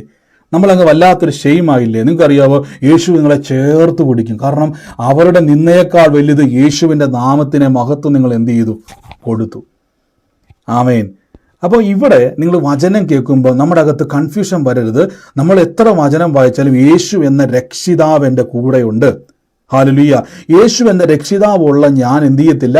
പരാജയപ്പെട്ടു പോകത്തില്ല. ഇനി നിങ്ങൾ നോക്കിയേ, എബ്രായർക്ക് എഴുതിയ ലേഖനത്തിൻ്റെ നോക്കിയ, ദൈവത്തിൻ്റെ വചനം ജീവനുള്ളതും ചൈതന്യമുള്ളതും ഇരുവായുത്തലയുള്ള ഏത് വാളിനേക്കാൾ മൂർച്ചയുള്ളതും അത് പ്രാണനെയും ആത്മാവിനെയും സത്തിമജ്ജകളെയും വേർപിടിക്കും വരെ തുളഞ്ഞ് ചെല്ലുന്നതാണ്. ശ്രദ്ധിച്ചോണം, നിങ്ങളുടെ ചിന്തയ്ക്കകത്ത്, നിങ്ങളുടെ ഭാവങ്ങൾക്കകത്ത്, അത് പലപ്പോഴും നമ്മുടെ ഒരു മനോഭാവങ്ങൾ, നമ്മളിപ്പം ഈ സാമ്പത്തിക അനുഗ്രഹത്തെ പറ്റി പറഞ്ഞപ്പോൾ എൻ്റെ കുറേ സുഹൃത്തുക്കൾ ഇങ്ങനെ എപ്പോഴും പറയാറുണ്ട്, ബ്രദറെ ഈ സാമ്പത്തിക അനുഗ്രഹവും എപ്പോഴും ഇങ്ങനെ ഈ ബ്രദർ പറയുന്നതിൻ്റെ കാരണം എന്തുവാ? അപ്പം ഞാനിങ്ങനെ പലപ്പോഴും പറയുന്നുണ്ട്, ഞാൻ എനിക്ക് കടം കയറിയിട്ട് എനിക്ക് ഏറ്റവും ഇഷ്ടപ്പെട്ട ഒരു ബുള്ളറ്റിൻ്റെ ബൈക്ക് വരെ കൊടുക്കേണ്ട ഒരു അവസ്ഥ എനിക്കുണ്ടായിരുന്നു. ഞാൻ യേശുവിലേക്ക് വരുന്നതിന് മുമ്പാകട്ടോ, വളരെ ഞാൻ ഇഷ്ടപ്പെട്ട ഒരു വാഹനം കൊടുക്കേണ്ടി വന്നു. ഒത്തിരി സ്ഥലങ്ങളിൽ കടഭാരം കാരണം ഞാൻ തകർന്നുപോയി. ഒത്തിരി ഞെരുക്കത്തിലൂടെ ഞാൻ കടന്നുപോയി. അങ്ങനെ ഇരിക്കുന്ന സമയത്താണ് ഞാൻ യേശുവിലേക്ക് വരാൻ ഇടയായിത്തീർന്നത്. അങ്ങനെ ക്രിസ്തുവിനെ അറിഞ്ഞു. ഞാൻ ഈ ബൈബിളിലെ വചനങ്ങളെല്ലാം വായിക്കാൻ തുടങ്ങി. യേശുവിനെ കർത്താവായി സ്വീകരിച്ചു. ഞാൻ പുതിയ സൃഷ്ടിയായി മാറി. വിശുദ്ധ സ്നാനമേറ്റു. കർത്താവിലേക്കുള്ള വരവ് എനിക്ക് വലിയ അനുഗ്രഹമായി തീർന്നു. അന്ന് മുതൽ ആരും കൊണ്ടുവന്ന് എൻ്റെ കാശ് തന്നില്ല. അയ്യോ പുള്ളി ഭയങ്കര ഞെരുക്കത്തിലാണ്, കഷ്ടപ്പാടിലാണ്, പുള്ളിക്ക് ഭയങ്കരമായിട്ട് കടമുണ്ടെന്ന് പറഞ്ഞ് ആരും എന്നെ എന്ത് ചെയ്യാൻ നോക്കിയില്ല. എനിക്ക് എന്ത് ചെയ്യാൻ പറ്റിയില്ല. ഇപ്പം ആരും കമൻറ്റ് ചെയ്യല്ലേ. എനിക്ക് അങ്ങോട്ട് ശ്രദ്ധ വരും. നിങ്ങളുടെ കമൻറ്റിലേക്ക് നോക്കാൻ ശ്രദ്ധ വരുക. ഒന്നത് സ്ക്രീൻ ഇങ്ങനെ ഓണായിരിക്കുന്നുണ്ട്. അപ്പോൾ ആരും കൊണ്ട് തരും എന്ന് ഞാൻ ചിന്തിച്ചുമില്ല. ആരും സഹായിക്കാനും കഴിയത്തില്ല, അത്രയും വലിയ തുകയാണ്. പക്ഷേ എൻ്റെ ഉള്ളിൽ കർത്താവിൻ്റെ വചനം കേട്ട സമയത്ത് ദൈവത്തിൻ്റെ വചനത്തിൽ വ്യക്തമായിട്ട് പറഞ്ഞിരിക്കുന്ന അബ്രഹാമിൻ്റെ അനുഗ്രഹം ക്രിസ്തു യേശുവിൽ ജാതികൾക്ക് വരേണ്ടതിന് ആത്മാവ് എന്ന വാഗ്ദത്തം, അതായത് പുത്രത്വം എന്ന വാഗ്ദത്തമാണത്, അവകാശി എന്ന വാഗ്ദത്തമാണ്. അതിൻ്റെ അർത്ഥം അബ്രഹാമിന് കൊടുത്ത ദൈവത്തിൻ്റെ മുഴുവൻ വാഗ്ദത്തങ്ങളും ആത്മീയ ഭൗതിക നന്മകളും, ആത്മീയ നന്മ മാത്രമല്ല ഭൗതിക നന്മകളും. ഞാൻ പറഞ്ഞല്ലോ, പൊന്നു വെള്ളി എന്നീ വകയിൽ അബ്രഹാം ബഹുസമ്പന്നനാകുമ്പോഴും ദൈവത്തിൻ്റെ അവകാശത്തിലേക്ക് നമ്മൾ കേട്ടുന്ന ആത്മീയ അനുഗ്രഹം കൂടെ കയറി വരികയാണ്. ഇത് രണ്ടും ലഭിച്ച ഞാൻ ഇപ്പോഴും ഇങ്ങനെ കറങ്ങി നടക്കുവാണ്. അപ്പോൾ എൻ്റെ ചിന്തയിൽ ഞാൻ പല ആൾക്കാരോട് സംസാരിച്ചപ്പോൾ അവരെല്ലാം പറഞ്ഞു ദാരിദ്ര്യം ഒരു അനുഗ്രഹമായി കാണുമെന്ന് പറഞ്ഞു. അപ്പോൾ പഴയ നിയമത്തിലെ കുറേ വാക്ക് എനിക്കൊണ്ട് പറഞ്ഞു, ബ്രദറെ ബൈബിൾ എഴുതിയിട്ടുണ്ട്, ഞെരുക്കത്തിൻ്റെ അപ്പം, നീ കണ്ണുനീരിൻ്റെ അപ്പം ഒക്കെ നീ കഴിക്കണം, നീ ഞെരുക്കത്തിൽ ഇരിക്കണം, നീ കഷ്ടതയിലൂടെ കടന്നു പോകണം. കഷ്ടത, അപ്പോൾ യോബിൻ്റെ കഷ്ടതയൊക്കെ എന്നോട് ഇങ്ങനെ പറഞ്ഞു എന്ന് പലരും എന്നെ എന്ത് ചെയ്തു, ഉറപ്പിച്ചു. അപ്പോൾ എന്ത് സംഭവിച്ചു എന്ന് വെച്ചാൽ എൻ്റെ ഹൃദയത്തിലെ ചിന്തകൾക്കകത്ത് മുഴുവനും സാമ്പത്തിക അനുഗ്രഹം എന്നുള്ളതും സൗഖ്യം എന്നുള്ളതും ഇതെല്ലാം പിശാച് നമ്മളെ വഴിതെറ്റിക്കാനുള്ളൊരു വഴിയാണെന്ന് എൻ്റെ ചിന്തയ്ക്കകത്തോട്ട് കയറി. പക്ഷെ പിന്നീട് എനിക്ക് വചനം കൂടുതൽ മനസ്സിലാക്കാൻ തുടങ്ങി. ആ വചനം തന്നെ പിന്നെയും പറയാൻ തുടങ്ങി. ഞാൻ എന്നെ നോക്കി വിളിച്ചു പറയാൻ തുടങ്ങി, ഞാനൊരു അനുഗ്രഹമാണ്. ഞാൻ പറഞ്ഞില്ല, പല പ്രശ്നത്തിലൂടെ കടന്നു പോകുമ്പോഴും ഞാൻ ഒരു വ്യക്തിയോടും എൻ്റെ പ്രശ്നം പറയത്തില്ല എന്നൊരു തീരുമാനം ഞാൻ എടുത്തു. വളരെ വിഷമ കാലഘട്ടത്തിലൂടെ കടന്നു പോയപ്പോഴും ഞാനൊരു തീരുമാനമെടുത്ത് ഞാൻ പറയത്തില്ല, ഒരു വ്യക്തിയോട് ഞാൻ പറയത്തില്ല. കാര്യം വ്യക്തിയോട് പറഞ്ഞാൽ ഉടനെ അവർ പറയും പുള്ളി വലിയ പ്രസംഗം എല്ലാം പ്രസംഗിച്ചിട്ട് പുള്ളിയുടെ അവസ്ഥ കണ്ടോ. എനിക്കറിയാം, ആത്മീയർ പോലും ചിലപ്പോൾ ഇങ്ങനെ ചിലപ്പോൾ പറഞ്ഞിരിക്കും. അപ്പോൾ ഞാൻ തീരുമാനിച്ചു, കർത്താവ് ഇല്ല, എൻ്റെ വിഷയം ദൈവത്തിനറിയാം, പക്ഷെ ഞാൻ എൻ്റെ ദൈവത്തോട് ഞാൻ വിഷയം പറയത്തില്ല. പകരം എൻ്റെ ദൈവം എനിക്ക് തന്ന അനുഗ്രഹത്തെ ഞാൻ ഉറക്കെ പറഞ്ഞുകൊണ്ടിരിക്കും. അതിനെന്നെ ബലപ്പെടുത്തിയ ആളാരാന്നറിയാവോ? യാക്കോബ്. യാക്കോബിനൊരു പ്രത്യേകത ഉണ്ട്, ഞാൻ ഇന്ന് ആ വാക്യം എടുത്തിട്ടില്ല, ക്ഷമിക്കണം. യാക്കോബ് തൻ്റെ സഹോദരൻ ഏശാവ് തന്നെ കൊല്ലാൻ വേണ്ടിയിട്ട് ഓടിക്കുന്ന സമയത്ത് താൻ ഓടി തളർന്ന് ഒരു വഴിയിൽ നിലത്ത് വന്ന് കിടക്കുക. അവിടെ സത്രമൊന്നുമില്ല. ഒരു കല്ലെടുത്ത് തലയണയായി വെച്ച് അവിടെ കിടന്നപ്പോൾ താൻ്റെ ഒരു ദർശനം കാണുകയാണ്. ഒരു കോവണി കണ്ടു, അതിലേക്ക് ദൂതന്മാർ കയറുന്നതും ഇറങ്ങുന്നതും കണ്ടു. അതിൻ്റെ ഏറ്റവും അറ്റത്ത് യഹോവ എന്നുകൊണ്ട് സംസാരിക്കുന്നത് താൻ കേട്ടു. ഓർത്തണം, ഇത് കണ്ട ഉടനെ യാക്കോബ് ചാടി എണീറ്റ് പറയുന്നൊരു വാക്കുണ്ട്, യഹോവ ഇവിടെ ഉണ്ട്, ഞാനോ അത് അറിഞ്ഞില്ല എന്ന് പറയാനിടയായി തീർന്നു. ആമേൻ. യഹോവ ഇവിടെ ഉണ്ട്, പക്ഷെ ഞാൻ എന്ത് ചെയ്തില്ല, അത് അറിഞ്ഞില്ല. ബിൻസി സഹോദരി ആ വാക്ക് ഇട്ടുതന്നെ ഞാൻ ദൈവത്തെ സ്തുതിക്കുന്നുണ്ട്. നിങ്ങൾ വളരെ മിടുക്കന്മാരവിടെ വാചനമൊക്കെ കാണാപ്പാടം പഠിച്ച് വെച്ചിരിക്കുന്നവരാണ്. അപ്പം എന്ത് ചെയ്താണ്, യഹോവ ഇവിടെ ഉണ്ട്, ഞാനോ ഇത് അറിഞ്ഞില്ല. അപ്പം എനിക്ക് ഈ വാക്ക് എന്നെ വല്ലാതെ എന്ത് ചെയ്തു, എന്നെ വല്ലാതെ അങ്ങോട്ട് അങ്ങ് സ്പർശിക്കുവാൻ ഇടയായി. ഞാൻ ആ വാക്യം നിങ്ങളെ ഒന്ന് പ്രൊജക്റ്റ് ചെയ്ത് കാണിക്കാവേ, വേഗത്തിൽ തന്നെ ആ വാക്യം ഞാൻ കാണിക്കാം. ഇങ്ങനെ ഞാൻ നിങ്ങൾക്ക് വേണ്ടി കൂടുതൽ സമയം ഒന്ന് പ്രാർത്ഥിക്കുവാൻ ആഗ്രഹിക്കുന്നുണ്ട്. അപ്പം ഇവിടെ ഇപ്പം ഞാൻ പഴയ നിയമത്തിലെ വാക്യം വേണ്ടെന്നല്ല എന്നെ പറഞ്ഞത്, പലതും നമുക്ക് അതിനകത്ത് പുതിയ നിയമ വിശ്വാസി പഠിക്കാനുണ്ട്. അപ്പോൾ നിങ്ങൾ മറന്നു പോകരുത്, നിങ്ങൾ മക്കളെ പോലെ വേണം അത് പഠിക്കാൻ, അവകാശത്തിൽ നിന്നുകൊണ്ട് വേണം അത് പഠിക്കാൻ. ഇവിടെ നോക്കിയോണം, ആ യാക്കോബ് കാണുന്നൊരു സ്വപ്നമാണ്. അവനൊരു സ്ഥലത്ത് എത്തിയപ്പോൾ സൂര്യൻ അസ്തമിക്കൊണ്ട് അവിടെ രാപ്പകൽ പാർത്തു. ആ സ്ഥലത്തിന് കല്ലുകളിൽ നിന്നെടുത്ത് തലയണ വെച്ച് അവിടെ കിടന്നുറങ്ങി. അവനൊരു സ്വപ്നം കണ്ട്, ഇതാ ഭൂമിയിൽ വെച്ചിരിക്കുന്ന ഒരു കോവണി, അതിൻ്റെ തല സ്വർഗത്തോളം എത്തിയിരിക്കുന്നു, ദൈവത്തിൻ്റെ ദൂതന്മാർ കയറുകയും ഇറങ്ങുകയും ചെയ്യുന്നു. അതിൻ്റെ മീതെ യഹോവ അരുളി ചെയ്യുന്നത്, ഞാൻ നിന്റെ അബ്രഹാമിൻ്റെ ദൈവവും ഇസഹാക്കിൻ്റെ ദൈവവും യാക്കോബിൻ്റെ ദൈവവുമാകുന്നു. നീ കിടക്കുന്ന ഭൂമിയെ ഞാൻ നിനക്കും നിന്റെ സന്തതിക്കും തരും. നിന്റെ സന്തതി ഭൂമിയിലെ പൊടി പോലെയാകും. നീ പടിഞ്ഞാറോട്ടും തെക്കോട്ടും വടക്കോട്ടും പരക്കും. നീ മുഖാന്തിരം, നിന്റെ സന്തതി മുഖാന്തിരം ഭൂമിയിലെ സകല വംശങ്ങളും അനുഗ്രഹിക്കപ്പെടും. ഇതാ ഞാൻ നിന്റെ കൂടെയുണ്ട്. നീ പോകുന്നിടത്തൊക്കെ നിന്നെ കാത്ത് രാജ്യത്തേക്ക് മടങ്ങിക്കൊണ്ട് വരുത്തി ഞാൻ നിന്നെ കൈവിടാതെ നിന്നോട് അരുളി ചെയ്ത് നിവർത്തിക്കും നീ എന്ന് പറഞ്ഞു. യാക്കോബ് ഉറക്കമുണർന്നു, ഈ സ്ഥലത്ത് യഹോവയുണ്ട്, സത്യം, ഇത് ഞാൻ അറിഞ്ഞില്ല എന്ന് പറഞ്ഞു. എന്നിട്ട് ഇവിടെ പറഞ്ഞോണം, യാക്കോബ് എണീറ്റിട്ട് പറയുകയാണ്, യഹോവ ഇവിടെ ഉണ്ട്, ഞാനോ ഇത് അറിഞ്ഞില്ല. എനിക്ക് ഈ ദൈവത്തിൻ്റെ വാക്കാ ഇഷ്ടം. ഒരു ഗതിയും പരഗതിയും ഇല്ലാത്ത ആളോട് പറയുകയാണ്, നിന്റെ സന്തതി മുഖാന്തരം ഭൂമിയിലെ സകല വംശങ്ങളും അനുഗ്രഹിക്കപ്പെടും. പേഴ്സ് പോലും എടുക്കാൻ മറന്നുപോയി തൻ്റെ സഹോദരൻ തന്നെ കൊല്ലാനിട്ട് ഓടിക്കുന്ന വഴിക്ക് കിട്ടിയ തുണിയും പെറുക്കിക്കൊണ്ട് ഓടി വന്ന ആള് തളർന്ന് അവശനായി നിലത്ത് ഒരു കല്ല് വരെ വെച്ച്, തലയണ പോലും ഇല്ല, ഒരു തലയണ എടുത്ത് കല്ല് വെച്ച് കിടന്നുറങ്ങുന്ന മനുഷ്യനോട് ദൈവം സംസാരിക്കുകയാണ്, നീ മുഖാന്തരം സകല ഭൂമിയിലെ വംശങ്ങളും അനുഗ്രഹിക്കപ്പെടും. നമ്മളാണെ ചാടി എടുത്ത് പറയണം, ഒരു പേക്കിനാവ് കണ്ടെന്ന് പറഞ്ഞാൽ. കാരണം എന്തുവാ, പേഴ്സ് പോലും കയ്യിലില്ല, ഇനി വീട്ടിൽ തിരിച്ച് കയറാൻ മേല, എവിടെയെങ്കിലും വെച്ച് കണ്ട സഹോദരൻ വെട്ടിക്കൊല്ലാൻ നടക്കുക. ഇനി മുന്നോട്ടൊരു ജീവിതം ഉണ്ടോ എന്ന് എനിക്കറിയത്തില്ല. ഇവിടെ കൊണ്ടല്ല അവസാനിച്ചെന്ന മട്ടി നിൽക്കുക ഈ മനുഷ്യൻ. താൻ ഇനി പോകുന്നവർ തനിക്ക് രക്ഷയുണ്ടെന്ന് അറിയത്തില്ല, താൻ ഗതി പിടിക്കുമെന്ന് അറിയത്തില്ല. ഇങ്ങനെ ഒരു സാഹചര്യത്തിൽ നിങ്ങളാണ് ഈ സ്വപ്നം കാണുന്നതെങ്കിൽ നിങ്ങൾ പറഞ്ഞാൽ ഇത് പേക്കിനാവാണ്, നടക്കാൻ പോകുന്നില്ല. പക്ഷേ ഉടനെ ചാടി എണീറ്റിട്ട് യാക്കോബ് പറഞ്ഞൊരു വാക്കുണ്ട്. എന്നാ പറഞ്ഞേക്കുന്നത്, യാക്കോബ് ഉറക്കമുണർന്നു. 16-ാമത്തെ വാക്യം, യഹോവ ഈ സ്ഥലത്തുണ്ട്, സത്യം. അതിൻ്റെ അർത്ഥം ഈ സ്വപ്നം ദൈവത്തിന് തന്നെ ഉള്ളതാ. ഞാൻ ചോദിച്ചോട്ടെ, യാക്കോബേ, തൻ്റെ കയ്യിൽ വല്ലതും ഉണ്ടോ? ഇല്ല. തൻ്റെ കൈ വല്ലതും ഉണ്ടോ? ഇല്ല. തൻ്റെ ജീവിതം ഇനി എന്താ? എനിക്കറിയത്തില്ല. താൻ രക്ഷപ്പെടുമോ? എനിക്കറിയത്തില്ല.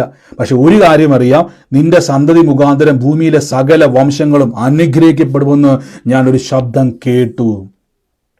പിന്നെ ഒരു കാര്യം മനസ്സിലായി, ഈ ദൈവവചനം നിങ്ങൾ മുഴുവൻ പഠിച്ചു കഴിഞ്ഞാൽ ദൈവം ഒരു മനുഷ്യനെയും അനുഗ്രഹിച്ചിട്ട് ഇറക്കിയിട്ടില്ല.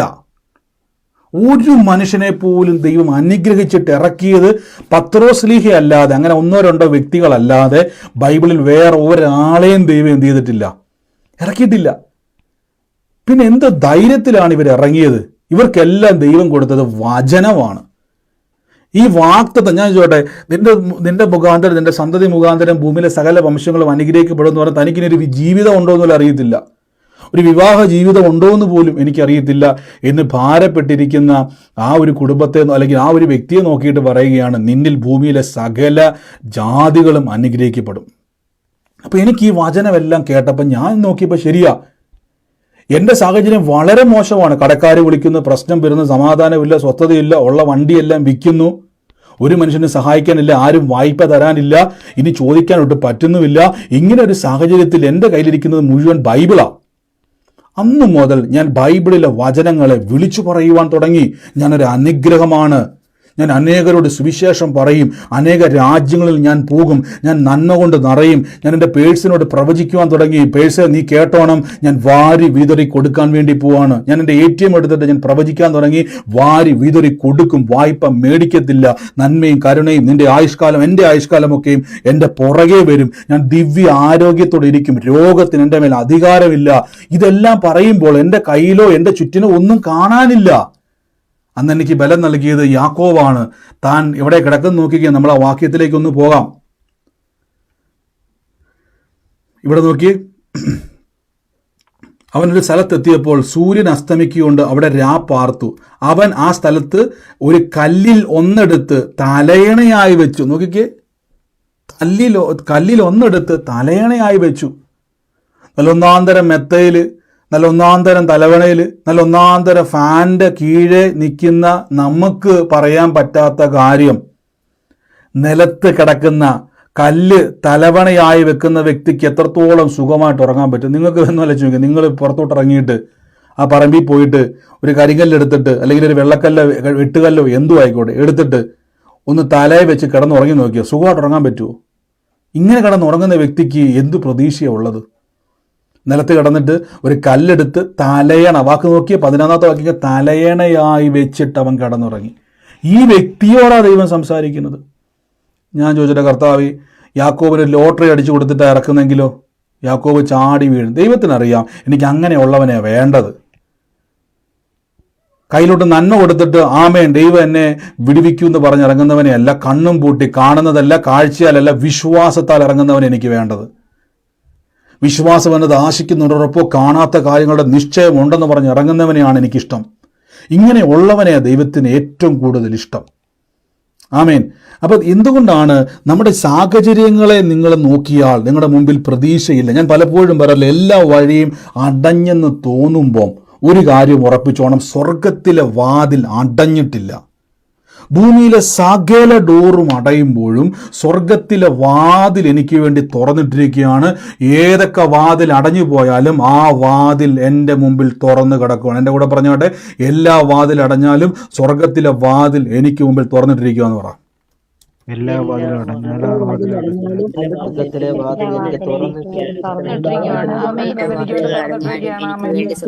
ഇത് നിങ്ങൾ മറന്നു പോകരുത്. ഭൂമിയിൽ ആരെല്ലാം കൈവിട്ടാലും സ്വർഗത്തിലെ ദൈവം എന്നെ കൈവിട്ടിട്ടില്ല.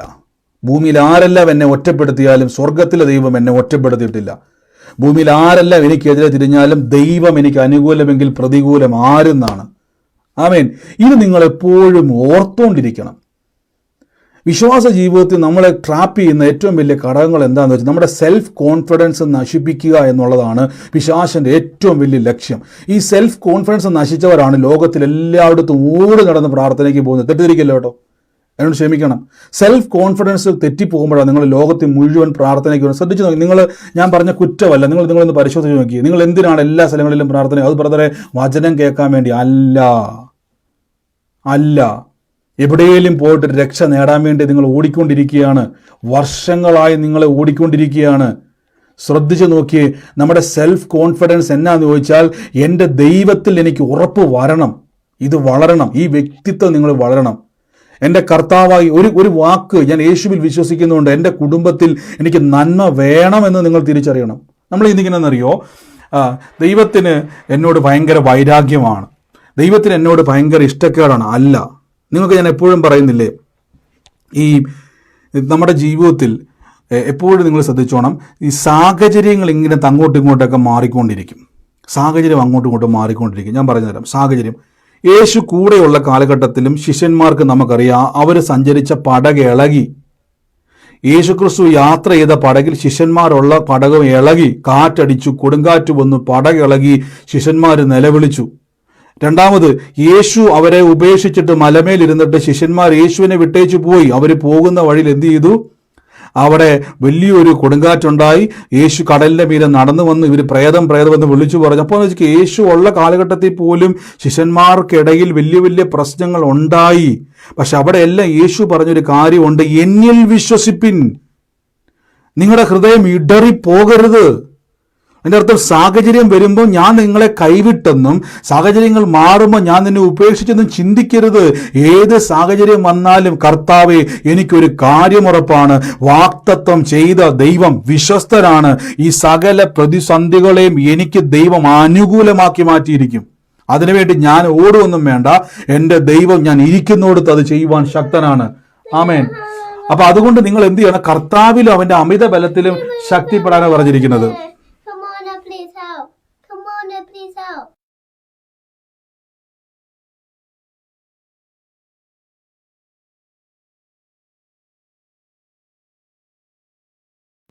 അപ്പൊ കർത്താവിലും അവന്റെ അമിത ബലത്തിലും ശക്തിപ്പെടുവാനാണ് വചനത്തിൽ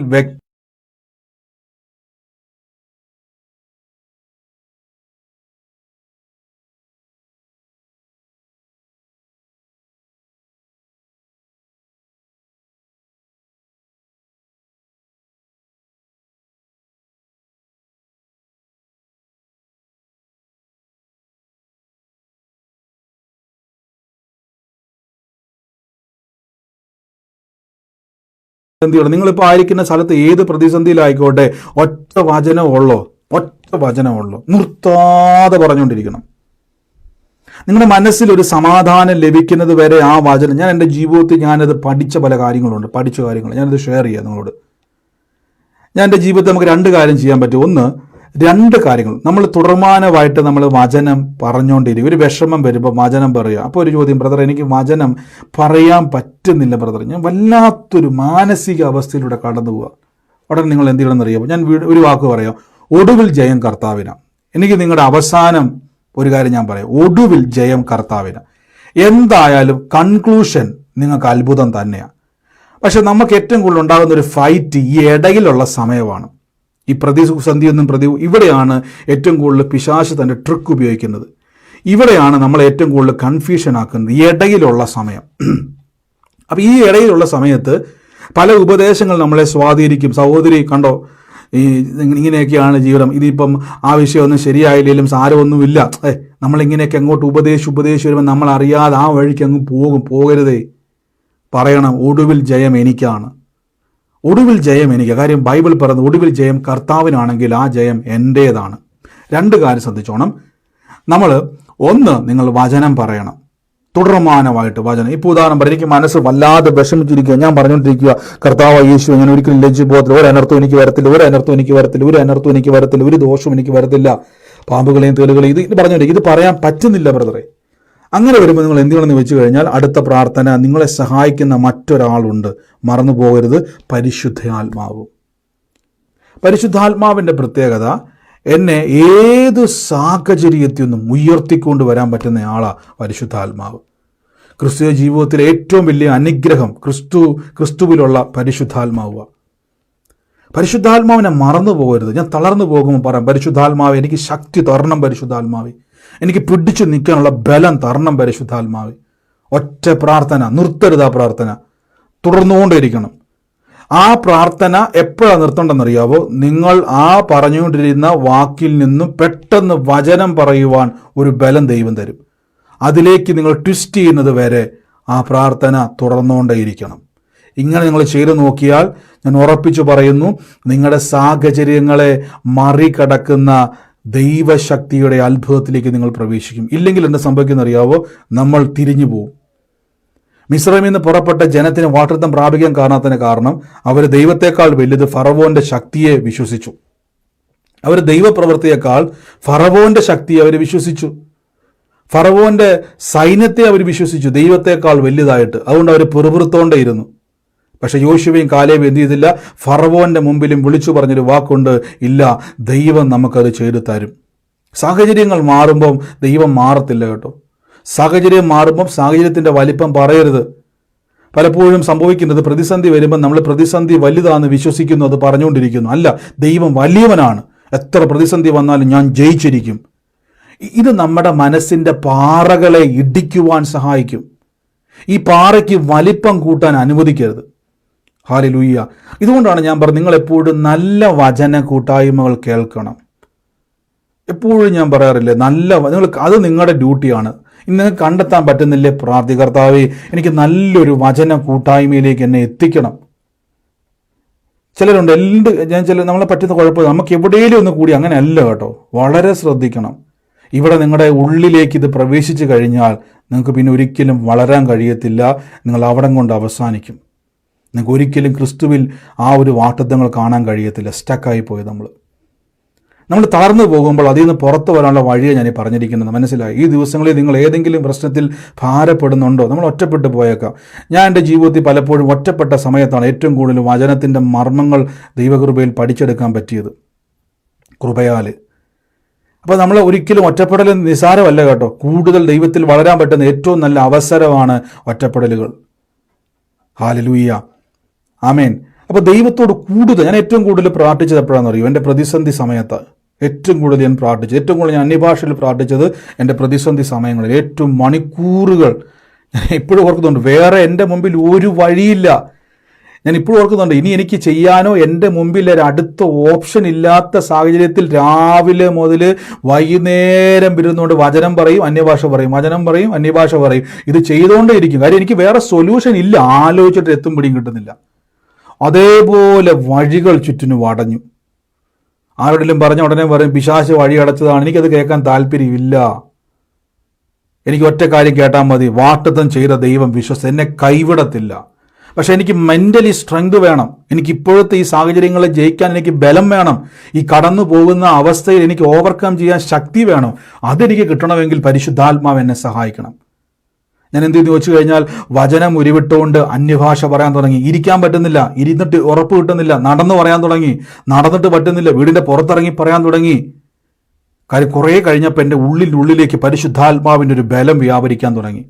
ഒരു കാര്യം അറിയണോ? ഞാൻ ഭാരപ്പെട്ട സകല വിഷയത്തിൻ്റെ മേൽ യേശു എനിക്ക് അത്ഭുതത്തെ ചെയ്തു തന്നു. ആമേൻ. അതുകൊണ്ടാണ് അന്യഭാഷയ്ക്ക് വേണ്ടി നിങ്ങൾ വാഞ്ചിക്കണം. അന്യഭാഷയ്ക്ക് വേണ്ടി വാഞ്ചിക്കണം. അന്യഭാഷാ പ്രാർത്ഥന. അപ്പം നമ്മുടെ ഉള്ളിലെ ഈ പാറകൾ ഉടയ്ക്കണം. ഞാൻ എപ്പോഴും പറയും, നിങ്ങൾ അത്ഭുതത്തെ പറ്റി പ്രഖ്യാപിക്കണം. അത്ഭുതം, അത്ഭുതം, അത്ഭുതം എന്ന് പറയണം. ചിലരിപ്പോൾ ഞാൻ പറയും, ചില കാലഘട്ടത്തിൽ പറയും അത്ഭുതത്തിലൊന്നും അല്ല കാര്യം കേട്ടോ, ആ പ്രസംഗത്തിൽ നിന്ന് നിങ്ങൾ ഓടി രക്ഷപ്പെടണം. ബ്രദറെ, അതെൻ്റെ ബ്രദറെ അങ്ങനെ പറഞ്ഞു വെച്ച് കഴിഞ്ഞാൽ അത്ഭുതം എന്ന വാക്കിൻ്റെ അർത്ഥം ദൈവവുമായിട്ടുള്ള ബന്ധമുള്ളവനത് പറയാൻ കഴിയത്തുള്ളൂ. ദൈവവുമായിട്ട് ബന്ധമില്ല, ഞാൻ പറഞ്ഞില്ല, സാധാരണ മനുഷ്യൻ ഒരിക്കലും അത്ഭുതം എന്ന് പറയത്തില്ല. നിങ്ങൾ കവലെ ഇപ്പോൾ ഇറങ്ങി നോക്കി, അവൻ പറയുകയാണ്, കൂട്ടുകാരൻ പറയുകയാണ്, എൻ്റെ വീട്ടിൽ മൊത്തം പ്രശ്നമാണ്, എൻ്റെ പിള്ളേർ മൊത്തം വിഷയത്തിലാന്ന് പറയുമ്പോൾ അടുത്ത കൂട്ടുകാരൻ പറഞ്ഞതെന്ന് അറിയാം, എന്നെ ചെയ്യാനാടാ, പിള്ളേരല്ല അങ്ങനെയാ. അവൻ പറയത്തില്ല അത്ഭുതമെന്ന്. പിശാച് അവനെ കൊണ്ട് പറയിപ്പിക്കത്തില്ല. പക്ഷെ നിങ്ങൾ പറയില്ല, എന്നെ എനിക്കറിയത്തില്ല, എൻ്റെ കുടുംബത്തിലെ വിഷയം എനിക്കറിയത്തില്ല, എൻ്റെ സാഹചര്യം എനിക്കറിയത്തില്ല, പക്ഷെ അത്ഭുതം നടക്കും, അത്ഭുതം നടക്കും, യേശുവിൻ്റെ നാമത്തിൽ ഞാനത് കാണും എന്ന് പറഞ്ഞ് രാവിലെ എണീറ്റ് വരണം. എപ്പോഴും സംസാരിക്കണം. ആമേൻ, ഹല്ലേലൂയ. അപ്പോൾ ശ്രദ്ധിച്ചോണം, നാളെ ഞാൻ ഈ ഒരു പ്രഖ്യാപനത്തിൽ എനിക്ക് ഇന്ന് അത് ഒരു ഓപ്പണിങ് കിട്ടാത്തതുകൊണ്ടാണ്. നാളെ നമ്മൾ ഈ പ്രഖ്യാപനത്തിലൂടെ കിട്ടുന്ന ഒരു റിലീഫും ഒരു ഡെലിവറൻസും ഉണ്ട്. അത് ഞാൻ പറഞ്ഞു തരാം. നാളെ എന്ത് ചെയ്യാൻ പറ്റി, നാളെ നമുക്കത് പറയാൻ പറ്റി. എങ്ങനെയാണ് ഈ പ്രഖ്യാപനങ്ങളിലേക്ക് നമ്മൾ പ്രവേശിക്കുന്നത്, പ്രഖ്യാപനങ്ങൾ നമ്മളെ എത്രത്തോളം സ്വാധീനം. നാളെ നമ്മളൊന്ന് സെപ്പറേറ്റ് ആകാൻ വേണ്ടി പോവാണ്. നമ്മുടെ ലോകത്ത് ജീവിക്കുന്ന നമ്മൾ നാളെ ഒന്ന് ഇവരിൽ നിന്നൊരു വ്യത്യസ്തരാന്ന് കാണിക്കാൻ വേണ്ടി പോവുകയാണ് നാളെ. അപ്പോൾ ഇന്ന് നിങ്ങൾ മറക്കരുത്, നിങ്ങളുടെ ഹൃദയത്തിൻ്റെ അകത്ത് എന്തൊക്കെ പ്രശ്നം വന്നാലും പറയണം, നിങ്ങളോട് തന്നെ പറയണം, എൻ്റെ ദൈവം ഒടുവിലുള്ള ജയം എനിക്കാണ്, ഒടുവിൽ ജയം കർത്താവിനാണ്. ഹല്ലേലൂയ. എന്തൊക്കെ വന്നാലും അപ്പോൾ ഈ പാറകൾ നമ്മുടെ ഉള്ളിൽ വളരുവാൻ അനുവദിക്കരുത്. ഹല്ലേലൂയ. ഇവിടെ ശ്രദ്ധിച്ചോണം, യാക്കോബ് എന്നോട് എന്ത് ചെയ്തു? താൻ കിടന്നുറങ്ങുന്ന ഈ കല്ലിന്മേൽ തല വെച്ച് കിടന്നുറങ്ങുമ്പോൾ താൻ ദൈവം സംസാരിച്ച ഉടനെ പറഞ്ഞൊരു ദൈവം എൻ്റെ കൂടെയുണ്ട്, ദൈവം ഈ സ്ഥലത്തുണ്ട്, ഞാനത് അറിഞ്ഞില്ല. കണ്ടോ? നമ്മളാണെ പറഞ്ഞാൽ ഒരു തലവണ തരാത്ത ദൈവമാണോ ഈ ദൈവം? ഒരു മെത്ത തരാത്ത ദൈവമാണോ ഈ ദൈവം? നല്ലൊരു സത്രം തരാത്ത ദൈവമാണോ ഈ ദൈവം? പലരും അങ്ങനെ പറയത്തില്ലേ? യാക്കോബ് എന്നാ പറഞ്ഞത്? കല്ല് വെച്ച് കിടന്നുറങ്ങുമ്പോൾ പറയും, ഈ ദൈവം ഇവിടെ ഉണ്ടായിരുന്നു, അടുത്ത പടി നീ ഒരു അനുഗ്രഹം. ഇതിലേക്ക് അദ്ദേഹം എത്തിച്ചേരുക. ഇതാണ് ഞാൻ പറഞ്ഞത്, ഇസ്രായേലിൻ്റെ ഏറ്റവും വലിയ അനുഗ്രഹത്തിൻ്റെ തന്ത്രം എന്നാന്ന് ചോദിച്ചാൽ, അവൻ വാഗ്ദത്തങ്ങൾ ഉരുവിട്ടുകൊണ്ടേയിരിക്കും. അവൻ വാഗ്ദത്തങ്ങൾ. ഞാൻ ഈ സൺഡേ ഇവിടെ പ്രസംഗിച്ച സമയത്ത് എൻ്റെ വാക്കിലൊരു വാക്ക് വന്നു. നിങ്ങൾ എന്തെങ്കിലും ശ്രദ്ധിച്ചിട്ടുണ്ടോ? ലോകത്തിൽ യുദ്ധങ്ങൾ നടന്ന സമയത്ത്, യുദ്ധം നടക്കുന്ന സമയത്ത് പല രാജ്യങ്ങളും അവർ അഭ്യർത്ഥനയുമായിട്ട് പല രാജ്യങ്ങളുടെ മുമ്പിൽ അപേക്ഷയുമായിട്ട് നിലവിളിയോടെ അധികാരികൾ വന്ന കാഴ്ച നമുക്ക് കാണാൻ പറ്റും.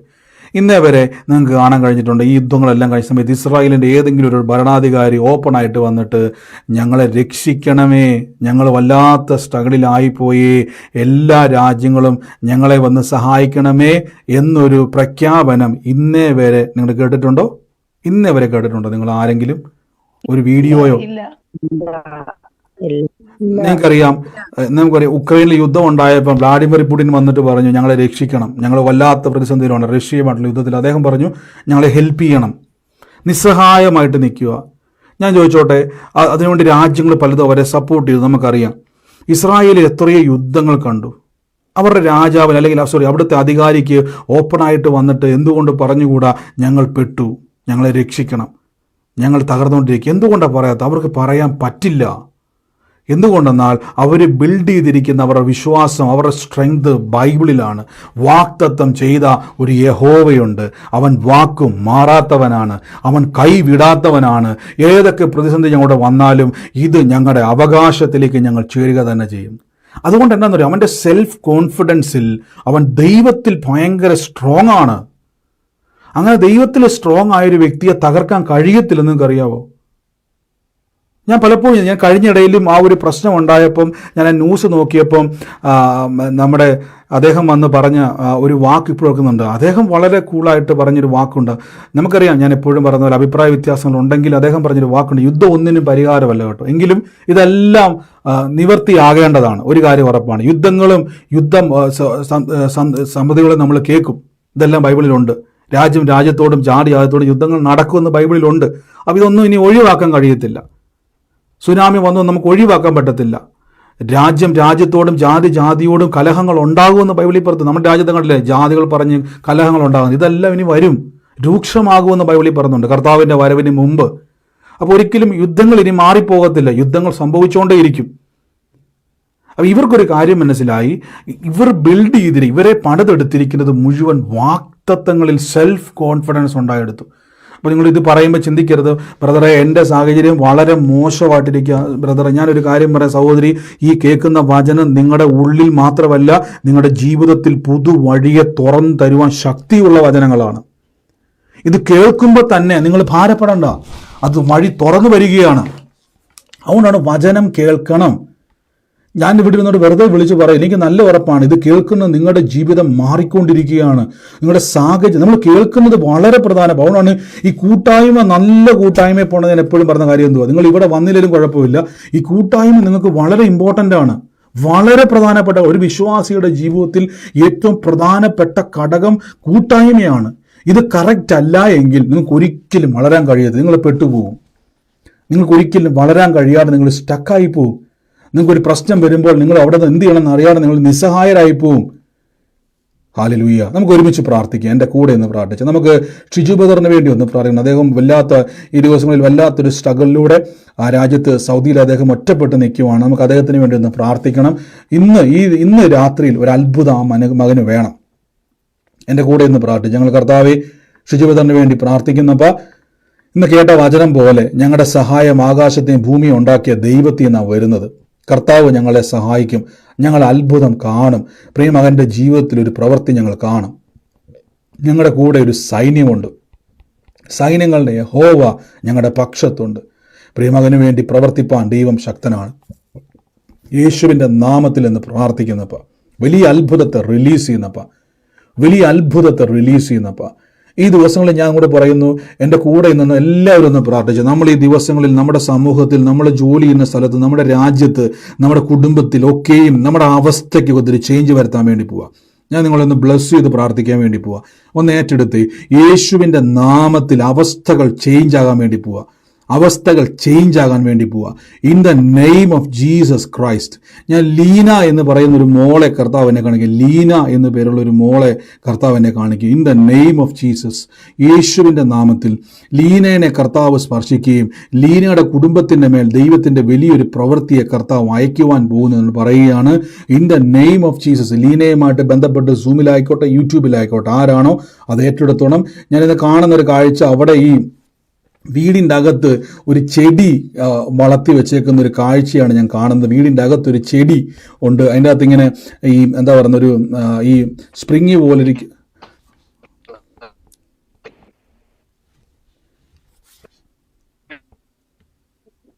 കേൾക്കണില്ല ബ്രദറെ കേൾക്കണില്ല. Thank you Jesus. ഹല്ലേലൂയ. കർത്താവേ, ഞങ്ങൾ ഒരുമിച്ച് നിന്ന് പ്രാർത്ഥിക്കുന്ന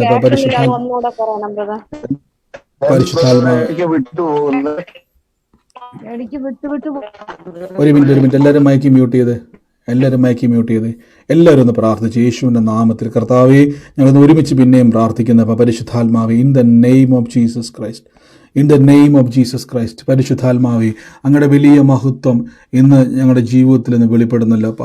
കർത്താവിൻ്റെ വലിയ മഹത്വം എന്ന് വെളിപ്പെടുന്നത്. ഈ സമയത്ത് രോഗികളായി ഭാരപ്പെടുന്നവർ കൈവച്ച് in the name of Jesus, യേശുവിൻ്റെ നാമത്തിലെ രോഗശക്തിയോട് ആ രോഗത്തോട് പറയണം, എനിക്ക് രോഗിയായി ഇരിക്കാനല്ല യേശു വില കൊടുത്തത്. പറഞ്ഞ്, എൻ്റെ യേശു എൻ്റെ രോഗത്തിന് വേണ്ടി വില കൊടുത്തതാ. എൻ്റെ രോഗത്തിന് വേണ്ടി യേശു വില കൊടുത്തതാ.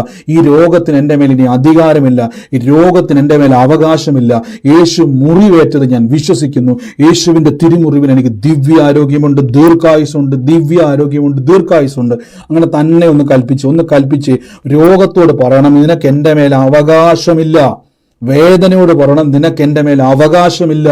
ആ മരുന്നിൽ ആശ്രയിക്കുന്നതിനേക്കാൾ ദൈവത്തിൽ ആശ്രയിക്കുക. യേശുവിൻ്റെ തിരുമുറിവിനാൽ ദിവ്യ ആരോഗ്യവും ദീർഘായുസും എൻ്റെ അവകാശമാണ്. ആമേൻ, ആമേൻ, ആമേൻ. In the name of Jesus, in the name of Jesus, യേശുവിൻ്റെ അധികാരമുള്ള നാമത്തിൽ നിന്ന് പ്രാർത്ഥിക്കുന്നപ്പ. Oh thank you holy spirit. ഞാനൊരു വീട് കർത്താവ് എന്നെ കാണിക്കുകയാണ്. വീടിൻ്റെ മുൻവശത്തായിട്ട്, അതായത് വീടിൻ്റെ ഈ ആ ഒരു മുൻവശത്ത് നമ്മളിങ്ങനെ വീടിൻ്റെ ഒരു വാർപ്പ് പോലെ നീട്ടി വെക്കുമല്ലോ, മുൻവശത്തെ ആ ഒരു സ്ഥലത്ത് ആ ഷെയ്ഡയിൽ ഇങ്ങനെ ചെടികൾ ഇങ്ങനെ തൂക്കിയിട്ടിരിക്കുന്ന ഒരു വീടാണ് ഞാൻ കാണുന്നത്. ചെടികൾ ഇങ്ങനെ കയറി വരുമ്പോൾ തന്നെ ആ ഒരു ഷെൽഫ് എന്ന് പറയാൻ എനിക്കറിയത്തില്ല, എൻ്റെ മുമ്പിലത്തെ ആ ഒരു ഇതിലിങ്ങനെ ചെടി ഇങ്ങനെ തൂക്കിയിട്ടിരിക്കുന്ന ഒരു ഭവനം ഞാൻ കാണുന്നു.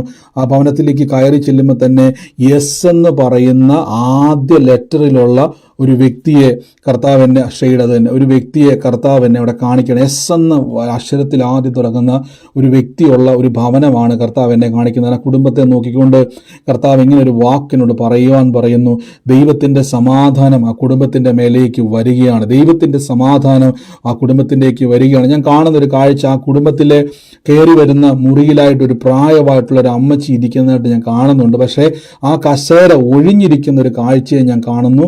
യേശുവിൻ്റെ നാമത്തിൽ ആ കുടുംബത്തിൻ്റെ മേലുള്ള തലമുറകളുടെ മേലേക്ക് കർത്താവിനോട് പറയുകയാണ്, നഷ്ടപ്പെട്ടു പോയ ചിലതിനെ തിരികെ തരുന്ന ഒരു ദൈവം ഉണ്ടെന്നും കർത്താവ് ആ കുടുംബത്തിൻ്റെ മേൽ നഷ്ടങ്ങളെ ലാഭമാക്കുന്ന ഒരു ദൈവം ഉണ്ടെന്നും കർത്താവ് ആ കുടുംബത്തിൽ നിന്ന് വെളിപ്പെടുത്തുകയാണ്.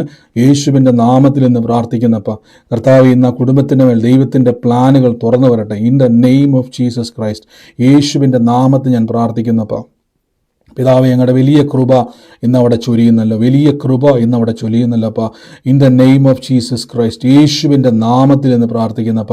ഈ കൃപ എന്ന് പറയുന്ന മോളുള്ള ആരെങ്കിലും നമ്മുടെ സൂമിലോ യൂട്യൂബിലോ ഇന്ന് കേൾക്കുന്നുണ്ട്? കൃപ എന്ന് പറയുന്ന ഉണ്ട് ബ്രദറെ, ഉണ്ട്. ആരാത്? എന്റെ മകളാണ് കൃപ. കൃപ യേശുവിൻ്റെ നാമത്തെടുത്ത കർത്താവ് എന്ന മോളെ ആ കുടുംബത്തെയും കർത്താവ് തൊടുക കേട്ടോ. In the name of Jesus Christ, യേശുവിൻ്റെ അധികാരമുള്ള നാമത്തിൽ നിന്ന് പ്രാർത്ഥിക്കുന്ന അപ്പം കർത്താവ് ഇന്നലെ കർത്താവ് സിസ്റ്റർ കുടുംബത്തെ നോക്കിയിട്ട് ഇങ്ങനെ ഒരു വാക്കിനോട് പറയുകയാണ്. പിന്നെയും ഈ കൃപയുള്ള കുടുംബത്തെ നോക്കിക്കൊണ്ട് ആ കൃപ എന്നുള്ള വാക്ക് ഞാൻ റിലീസ് ചെയ്തപ്പോൾ തന്നെ കർത്താവ് വീണ്ടും കൃപ ഓർപ്പിച്ചിട്ട് ഒരു മകളെ എന്നെ കർത്താവ് ഞാൻ ചോദിച്ചത് കൃപയെന്ന് പറഞ്ഞ മോളുള്ളൂ. എന്നോട് കർത്താവിൻ്റെ വാക്കിനെ പറയുന്നു ഇങ്ങനെ ഒരു വാക്ക് ദൈവം പറയുകയാണ്, ഈ വാഹന നന്മകൾ ആ കുടുംബത്തിലോട്ട് വരാൻ വേണ്ടി പോകും. വാഹന നന്മയെന്ന് പറഞ്ഞാൽ ഒരു കമ്പനിയുടെ പോലെ ഒരു എന്താ പറയുക ഒരു സംരംഭം, അതിൻ്റെ ഒരു പേരെഴുതിയ ഒരു വണ്ടി ആ ഭവനത്തിൽ കർത്താവിൻ്റെ നാമത്തിൽ വരുന്ന ഒരു കാഴ്ച ഞാൻ കാണുവാണ്. ഒരു സംരംഭം, ഒരു ബിസിനസ് സംരംഭം പോലെയുള്ള ഹെഡിങ് ഒരു വണ്ടിയുടെ മുമ്പിൽ എഴുതി വെക്കുന്ന രീതിയിൽ അങ്ങനെ ഒരു വാഹനം ആ ഭവനത്തിലേക്ക് കയറി വരാൻ വേണ്ടി പോവാണ്. അതൊരു അനുഗ്രഹത്തിൻ്റെ വാതിലായിട്ട് ദൈവം മാറ്റും.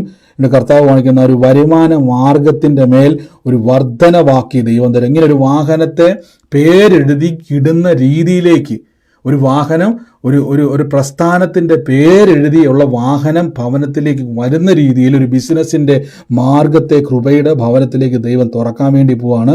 യേശുവിൻ്റെ നാമത്തിൽ ഇന്ന് പ്രാർത്ഥിക്കുന്ന അപ്പോൾ എല്ലാവരും ഇന്ന് പ്രാർത്ഥിച്ചു. ഈ ദിവസങ്ങളിൽ നിങ്ങളുടെ ജീവിതത്തിൻ്റെ അവസ്ഥകളുടെ മേൽ ഞാനൊന്ന് റിലീസ് ചെയ്യാൻ വേണ്ടി പോയി. യേശു തന്ന അധികാരത്തെ അനുഗ്രഹിക്കുമെന്ന് പറഞ്ഞു. നിന്നെ അനുഗ്രഹിക്കുന്നവനെ ഞാൻ അനുഗ്രഹിക്കും ദൈവം പറഞ്ഞിട്ടുണ്ട്. നിന്നെ അനുഗ്രഹിക്കുന്നവനെ നിങ്ങൾ യേശുവിൻ്റെ നാമത്തിൽ അനുഗ്രഹിക്കാൻ വേണ്ടി പോകും. എല്ലാവരും ഒന്ന് പ്രാർത്ഥിച്ചു. ഞാനൊരു ജയലക്ഷ്മി എന്ന് പറയുന്ന ഒരു പേര് പരിശുദ്ധാത്മാവ് എന്നെ കുറേ നേരമായിട്ട് വെളിപ്പെടുത്തുക. ജയലക്ഷ്മി എന്നുള്ള പേര് വെളിപ്പെടുത്തുമ്പോൾ തന്നെ ആ ഭവനത്തിൽ ഒരാൺ പൈതലും കൂടെ ഞാൻ കാണുന്നത്. ജയലക്ഷ്മി ഉള്ള ഭവനത്തിൽ ജയലക്ഷ്മിക്ക് അകത്ത് തന്നെ ഒരു ആൺ പൈതലിനെ ഞാൻ കണ്ടുകൊണ്ടിരിക്കുകയാണ്. യേശുവിൻ്റെ നാമത്തിൽ എന്ന് പ്രാർത്ഥിക്കുന്നപ്പോൾ കർത്താവേ അങ്ങയുടെ അത്ഭുതം ഇന്നവിടെ കാണുന്നല്ലോ, അത്ഭുതം ഇന്നവിടെ കാണുന്നല്ലോ. In the name of Jesus Christ. യേശുവിൻ്റെ നാമത്തിൽ ഞാനൊരു കർത്താവിനൊരു ഭവനം ഇങ്ങനെ കാണിക്കണം. ആ ഭവനത്തിൻ്റെ അവിടെ ഈ ഇങ്ങനെ ചുരുട്ടി വെച്ചിട്ട് ഈ കയറി വരുന്ന ലോഞ്ച് ഫ്രണ്ടത്തെ ആ മുറി കഴിഞ്ഞിട്ട് അകത്ത മുറിയിൽ ഡോറിൻ്റെ പുറകിലായിട്ട് ഒരു വെച്ചിരിക്കുന്ന ഒരു ഭവനത്തെ കർത്താവ് എന്നെ കാണിക്കുകയാണ്. പലപ്പോഴും ആ അവിടെ വിരിച്ചിട്ടിട്ട് ആ പായിലിരുന്ന് പ്രാർത്ഥിക്കുകയും ചെയ്യുന്ന ഒരു വീടാണ് ഞാൻ കാണുന്നത്. ആ ഇപ്പം ഇരിക്കുന്നത് ആ ഡോറിൻ്റെ പുറകിലാണ്. അങ്ങനെ ഒരു ഭവനം എന്നെ കാണിക്കുന്നു. ആ ഒരു കുടുംബത്തിൽ ആരാണോ അതിപ്പോൾ കാണുന്ന കാഴ്ച യേശുവിൻ്റെ നാമത്തിൽ ഇന്ന് ഏറ്റെടുത്തോട്ടെ. അതാരാന്ന് വെച്ച് ഏറ്റെടുത്ത് ഇപ്പോൾ നിങ്ങളുടെ ജീവിതത്തിൽ കർത്താവ് പറയുന്ന ആ പായിലിരുന്ന് പ്രാർത്ഥിച്ചുകൊണ്ടിരിക്കുമ്പോൾ എന്നെ കാണുന്നൊരു കാഴ്ച ഒരു പേപ്പറെ വല്ല എഴുതുവല്ലോ ചെയ്ത സഹോദരി, പേപ്പറെ വല്ല എഴുതുന്നുണ്ട്. സ്വോത്രം സിസ്റ്റർ എന്നെ ഞാനിപ്പോ കാണിച്ചു തരാം ബ്രദറെ, ഞാൻ ഓൺലൈനിൽ കാണിച്ചു തരാം. സ്വോത്രം കർത്താവ് ഇന്നിപ്പോ പറഞ്ഞ അടയാളം പോലെ തന്നെയാണോ? വീഡിയോ എന്ത് പേരെങ്ങനെയാ സിസ്റ്ററെ? നമ്പർ 1968. ഓക്കെ ഒരു മിനിറ്റ് സിസ്റ്റർ, ഞാൻ ഇന്ന് പിൻ ചെയ്യാൻ നോക്കട്ടെ. കർത്താവ് ഇന്ന് സിസ്റ്റർ എഴുതിക്കൊണ്ടിരിക്കുമല്ലേ? ഇപ്പോഴല്ലേ സിസ്റ്റർ വീഡിയോ ഓൺ ആക്കിയത്? അതുകൊണ്ടാണ് കർത്താവ് ഇപ്പോഴല്ലേ വീഡിയോ ഓൺ ആക്കിയത്? സ്വോത്രം കർത്താവിന് തോട് പോട്ടെ. ആ വിഷയങ്ങളിലെ കർത്താവിന് തോട്. എൻ്റെ കർത്താവ് പറഞ്ഞു ആ കുടുംബത്തിന്റെ മേൽ ദൈവത്തിന്റെ സ്വോത്രം കർത്താവ് ഇത് കാണിച്ചു സിസ്റ്റർ. ഇനി വീഡിയോ ഓഫ് ചെയ്തു യേശുവിൻ്റെ നാമത്തിൽ. സിസ്റ്റർ ഇത് പറഞ്ഞപ്പോഴാണ് വീഡിയോ ഓൺ ആക്കിയത്. കർത്താവ് എന്നെ വ്യക്തമായിട്ട് അടയാളം കാണിച്ചുകൊണ്ടാകട്ടോ. യേശുവിൻ്റെ ഇരിക്കുന്നത് സ്വോത്രം കർത്താവിനെ സ്പർശിക്കുക കേട്ടോ യേശുവിൻ്റെ നാമത്തിൽ. ഇപ്പോഴല്ലേ സിസ്റ്റർ വീഡിയോ ഓൺ ആക്കിയത്? ഇപ്പോഴല്ലേ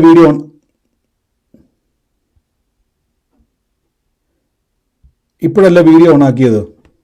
കേൾക്കാൻ പറ്റുന്നുണ്ടോ? ഇപ്പൊ ഞങ്ങളെല്ലാം കാണിച്ചു തന്നല്ലേ? സ്വോത്രം. അപ്പൊ കർത്താവ് അതെല്ലാം കാണുന്നുണ്ട്. യേശു എല്ലാവരും പ്രാർത്ഥിച്ചു. എല്ലാവരും ഒന്ന് വലിയ പരിശുദ്ധാത്മാവിൻ്റെ പ്രവർത്തി. ഞാൻ പറഞ്ഞു നിങ്ങളുടെ അവസ്ഥകളെ സ്വർഗത്തിലെ ദൈവം, ഞാൻ എപ്പോഴും പറഞ്ഞു നിങ്ങൾ ഈ കൂട്ടായ്മയിലേക്ക് കയറി വരുമ്പോൾ സിസ്റ്റർ പേര് പോലും ഇട്ടിട്ടില്ല, നോക്കി എന്തൊരു ഡേറ്റാണ് ഞാൻ കാണുന്നത്. കർത്താവ് ഇതെല്ലാം കാണുന്നൊരു ദൈവമുണ്ട് നമ്മുടെ ദൈവം. ഇതെല്ലാം കാണുന്നൊരു ദൈവമാണ് നമ്മുടെ ദൈവം. ഈ ദിവസങ്ങളിൽ ഒന്ന് ശക്തമായിട്ട് പ്രാർത്ഥിച്ച് ഇന്ന് കർത്താവ് ചിലത് നിങ്ങളുടെ മേലേക്ക് ഇന്ന് റിലീസാകാൻ വേണ്ടി പോവുക. In the name of Jesus യേശുവിൻ്റെ നാമത്തിൽ എന്ന് പ്രാർത്ഥിക്കുന്നപ്പ പരിശുദ്ധാത്മാവേ അങ്ങയുടെ വലിയ കൃപ ഇന്ന് അവിടെ ചൊരിയുന്നല്ലോ, വലിയ കൃപകളെ അങ്ങ് ചൊരിയുന്നല്ലോ യേശുവിൻ്റെ നാമത്തിൽ എന്ന് പ്രാർത്ഥിക്കുന്നപ്പ കർത്താവ് ഞങ്ങളുടെ അത്ഭുതകരമായ പ്രത്യാശയുടെ വലിയ വലിപ്പം ഞങ്ങൾ ഉള്ളിൽ നിറയട്ടെ. In the name of Jesus എല്ലാവരും പ്രാർത്ഥിച്ചു. In the name of Jesus. കർത്താവ് എന്നെ ഒരു വസ്തു എന്നെ കാണിക്കുകയാണ്. ആ വസ്തുവിൻ്റെ പ്രത്യേകത എന്ന് പറഞ്ഞാൽ ഈ ഒരു സ്ഥലം ഇപ്പം അതിൻ്റെ അകത്ത് ഇപ്പോൾ ഒന്നും ചെയ്തിട്ടില്ല. ഈ വസ്തുവിൻ്റെ നടുഭാഗം, അതായത് നടുക്ക് വരുന്ന ഭാഗം ഇങ്ങനെ കൂന പോലെ പൊങ്ങി നിൽക്കുന്ന ഒരു വസ്തു എന്നെ കർത്താവ് കാണിക്കുക. അതായത് ആ വസ്തുവിൻ്റെ നടുഭാഗത്ത് കൂന പോലെ ഇങ്ങനെ നിൽക്കുന്ന, അതായത് കൂന എന്ന് പറഞ്ഞാൽ മനസ്സിലായല്ലോ, ഈ കൂർത്തിരിക്കുന്ന അങ്ങനെ വലിയ കൂർത്തല്ലിക്കുന്ന പൊങ്ങി നിൽക്കും, ആ നടുഭാഗം മാത്രം പൊങ്ങി നിൽക്കുന്ന ഒരു സ്ഥലം കർത്താവ് എന്നെ എടുത്തു കാണിച്ചുകൊണ്ടിരിക്കുകയാണ്.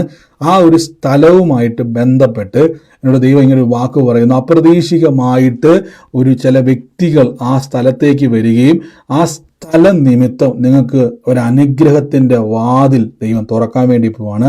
ആ ഒരു വസ്തുവാണ് ഞാൻ കാണുന്നത്. ആ വസ്തു ദോഷമല്ല കേട്ടോ.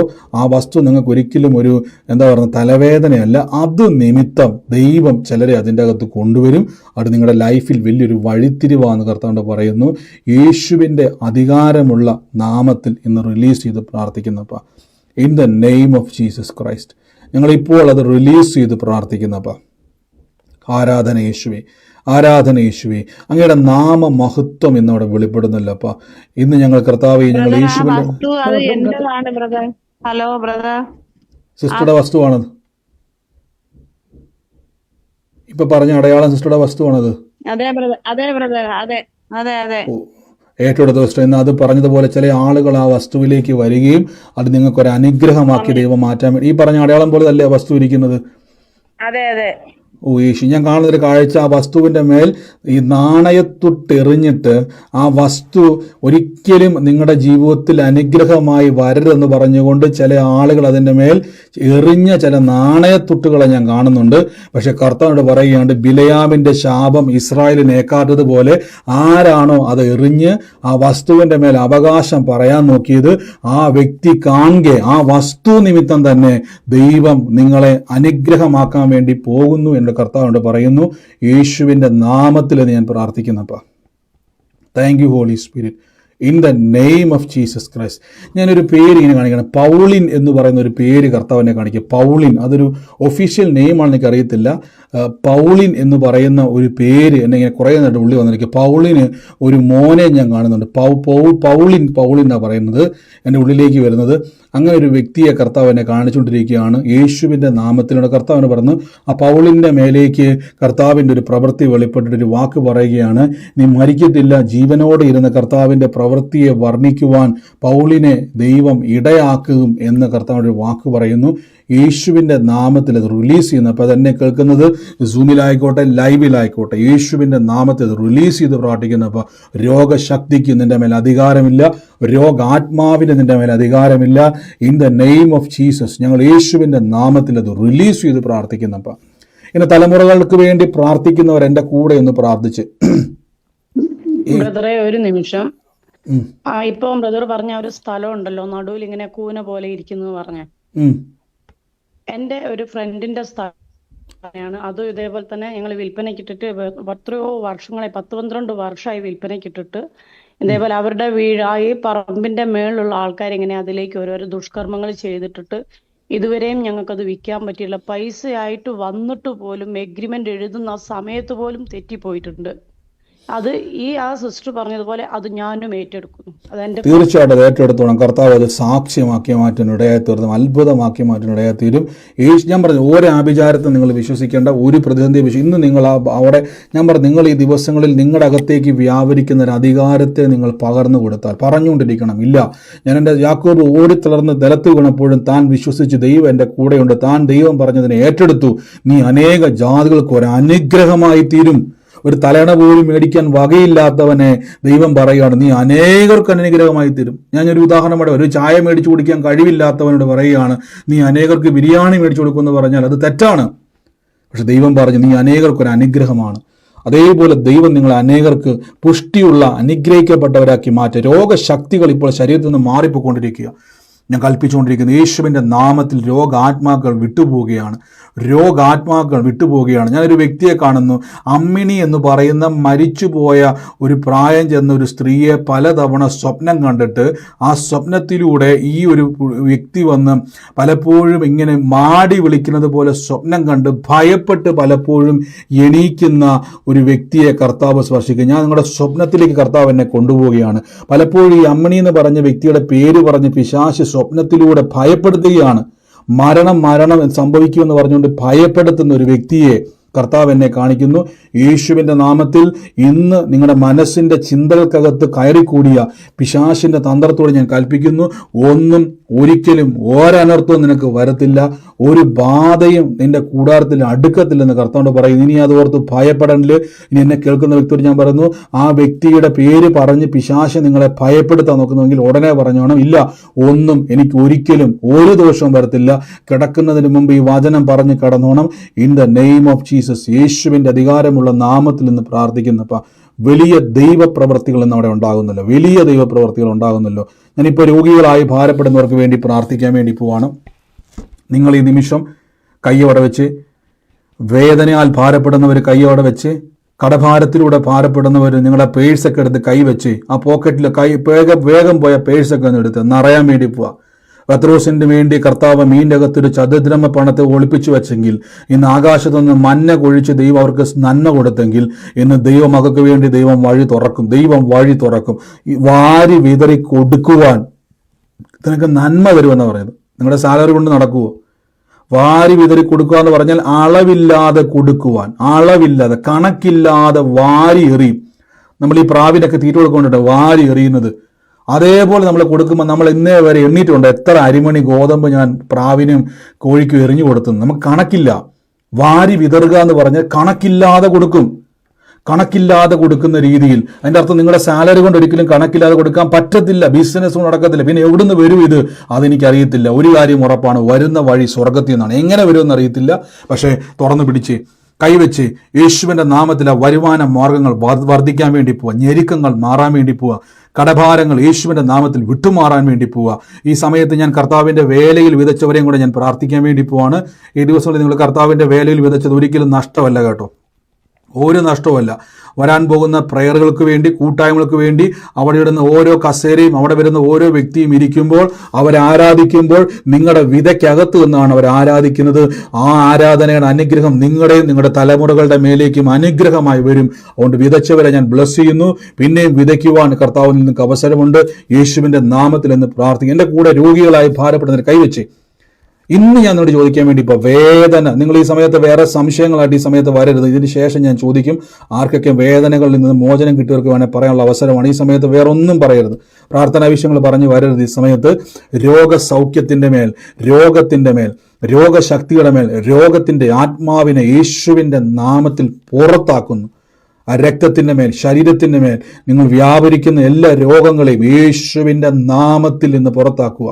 ശരീരത്തിൻ്റെ അകത്ത് ക്ഷീണം വന്നിട്ട് ബോഡി തളർന്നു പോകുന്ന അവസ്ഥയിലേക്ക് പോകുന്ന ചില അവസ്ഥകൾ യേശുവിൻ്റെ നാമത്തിൽ നിന്ന് കൽപ്പിക്കുന്നു, വിട്ടുമാറട്ടെ. കൈയോടെ വെച്ച്, വേദനയുള്ള ഭാഗത്ത് കൈവച്ച്, ഇനി മേലാൽ ആ വേദന അവിടെ ഉണ്ടാകത്തില്ല. ഇൻസ്റ്റൻ്റ്ലി ക്രിയേറ്റീവ് മിറക്കിൾസ് ഉണ്ടാകും. പുതിയ അവയവങ്ങൾ ഉണ്ടായി വരിക, രോഗശക്തികൾ വിട്ടുമാറുകയാണ്, രോഗാത്മാക്കൾ വിട്ടുമാറുന്നു. യേശുവിൻ്റെ നാമത്തിൽ കൽപ്പിക്കുന്നു.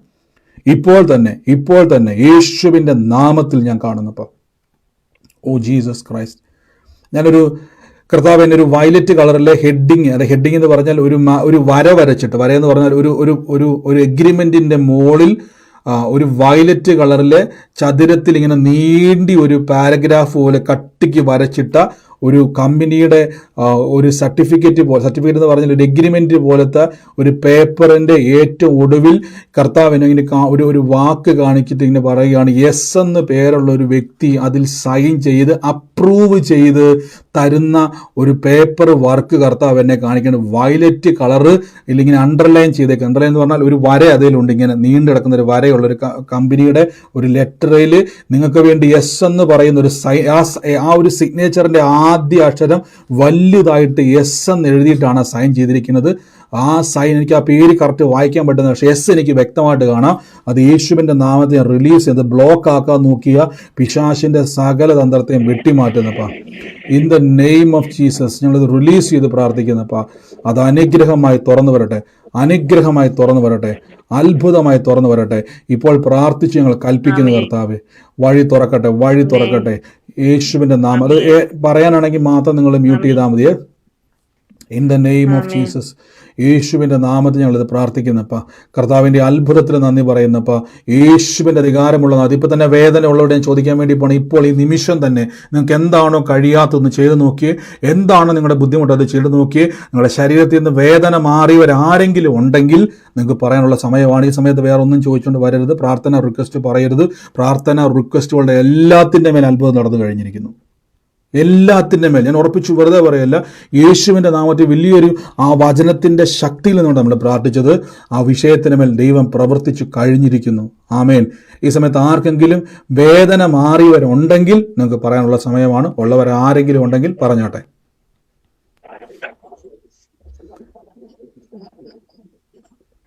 ബ്രദറെ, ഇപ്പൊ പറഞ്ഞ വിഷയത്തിൽ എനിക്ക് പറയാനുണ്ട് ബ്രദർ. പറഞ്ഞു. ബ്രദറെ, ഈ എസ് തുടങ്ങുന്ന പേര്, അത് ആ വിഷയം അത് എന്റേതാണ്. ഞാൻ ഏറ്റെടുക്കുന്നു ബ്രദർ. പിന്നെ അത് അങ്ങനെ തന്നെ സംഭവിക്കുമെന്ന് ഞാൻ പൂർണ്ണമായും വിശ്വസിക്കുന്നു. തീർച്ചയായിട്ടും ഏറ്റെടുത്തോ. കർത്താവ് അത് അത്ഭുത സാക്ഷ്യമാക്കി മാറ്റും കേട്ടോ. ആമേൻ. സ്തോത്രം brother. God bless you. God bless you. ആമേൻ. മറ്റാരെങ്കിലും ഉണ്ടോ?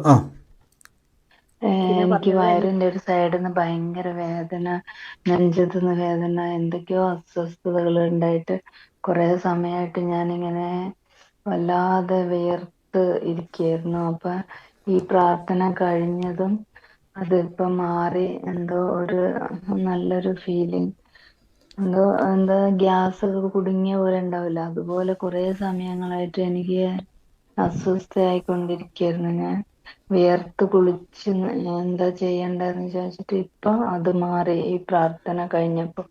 ആമേൻ. കർത്താവെ അങ്ങ് സൗഖ്യമാക്കിയത് നന്ദി, അത്ഭുതം ചെയ്തതിന് നന്ദി, യേശുവിന്റെ നാമത്തിൽ തന്നെ. ആമേൻ.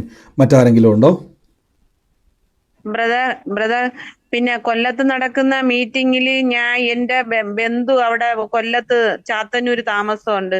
അപ്പൊ ഞാൻ ഇവിടുന്ന് തലേ ദിവസേ വരും ബ്രദർ. അപ്പൊ എനിക്ക് സുവിശേഷത്തിന് വേണ്ടി എന്തൊക്കെ ചെയ്യാൻ പറ്റുന്ന അതെല്ലാം എന്നെ കഴിയുന്നത് ചെയ്യാൻ ഞാൻ ആഗ്രഹിക്കുന്നു ബ്രദർ. തീർച്ചയായിട്ടും മിസ്റ്റർ, അതിനുള്ള അവസരങ്ങൾ അവിടെ ഉണ്ട്. കർത്താവ് എല്ലാ കാര്യങ്ങളും ചെയ്യും കേട്ടോ. നമ്മുടെ ഗ്രൂപ്പിലേക്ക് ജോയിൻ ചെയ്യുക. അവിടെ സഹോദരി സഹോദരന്മാരെല്ലാം ഉണ്ട് കേട്ടോ. കർത്താവ് അനുഗ്രഹിക്കും.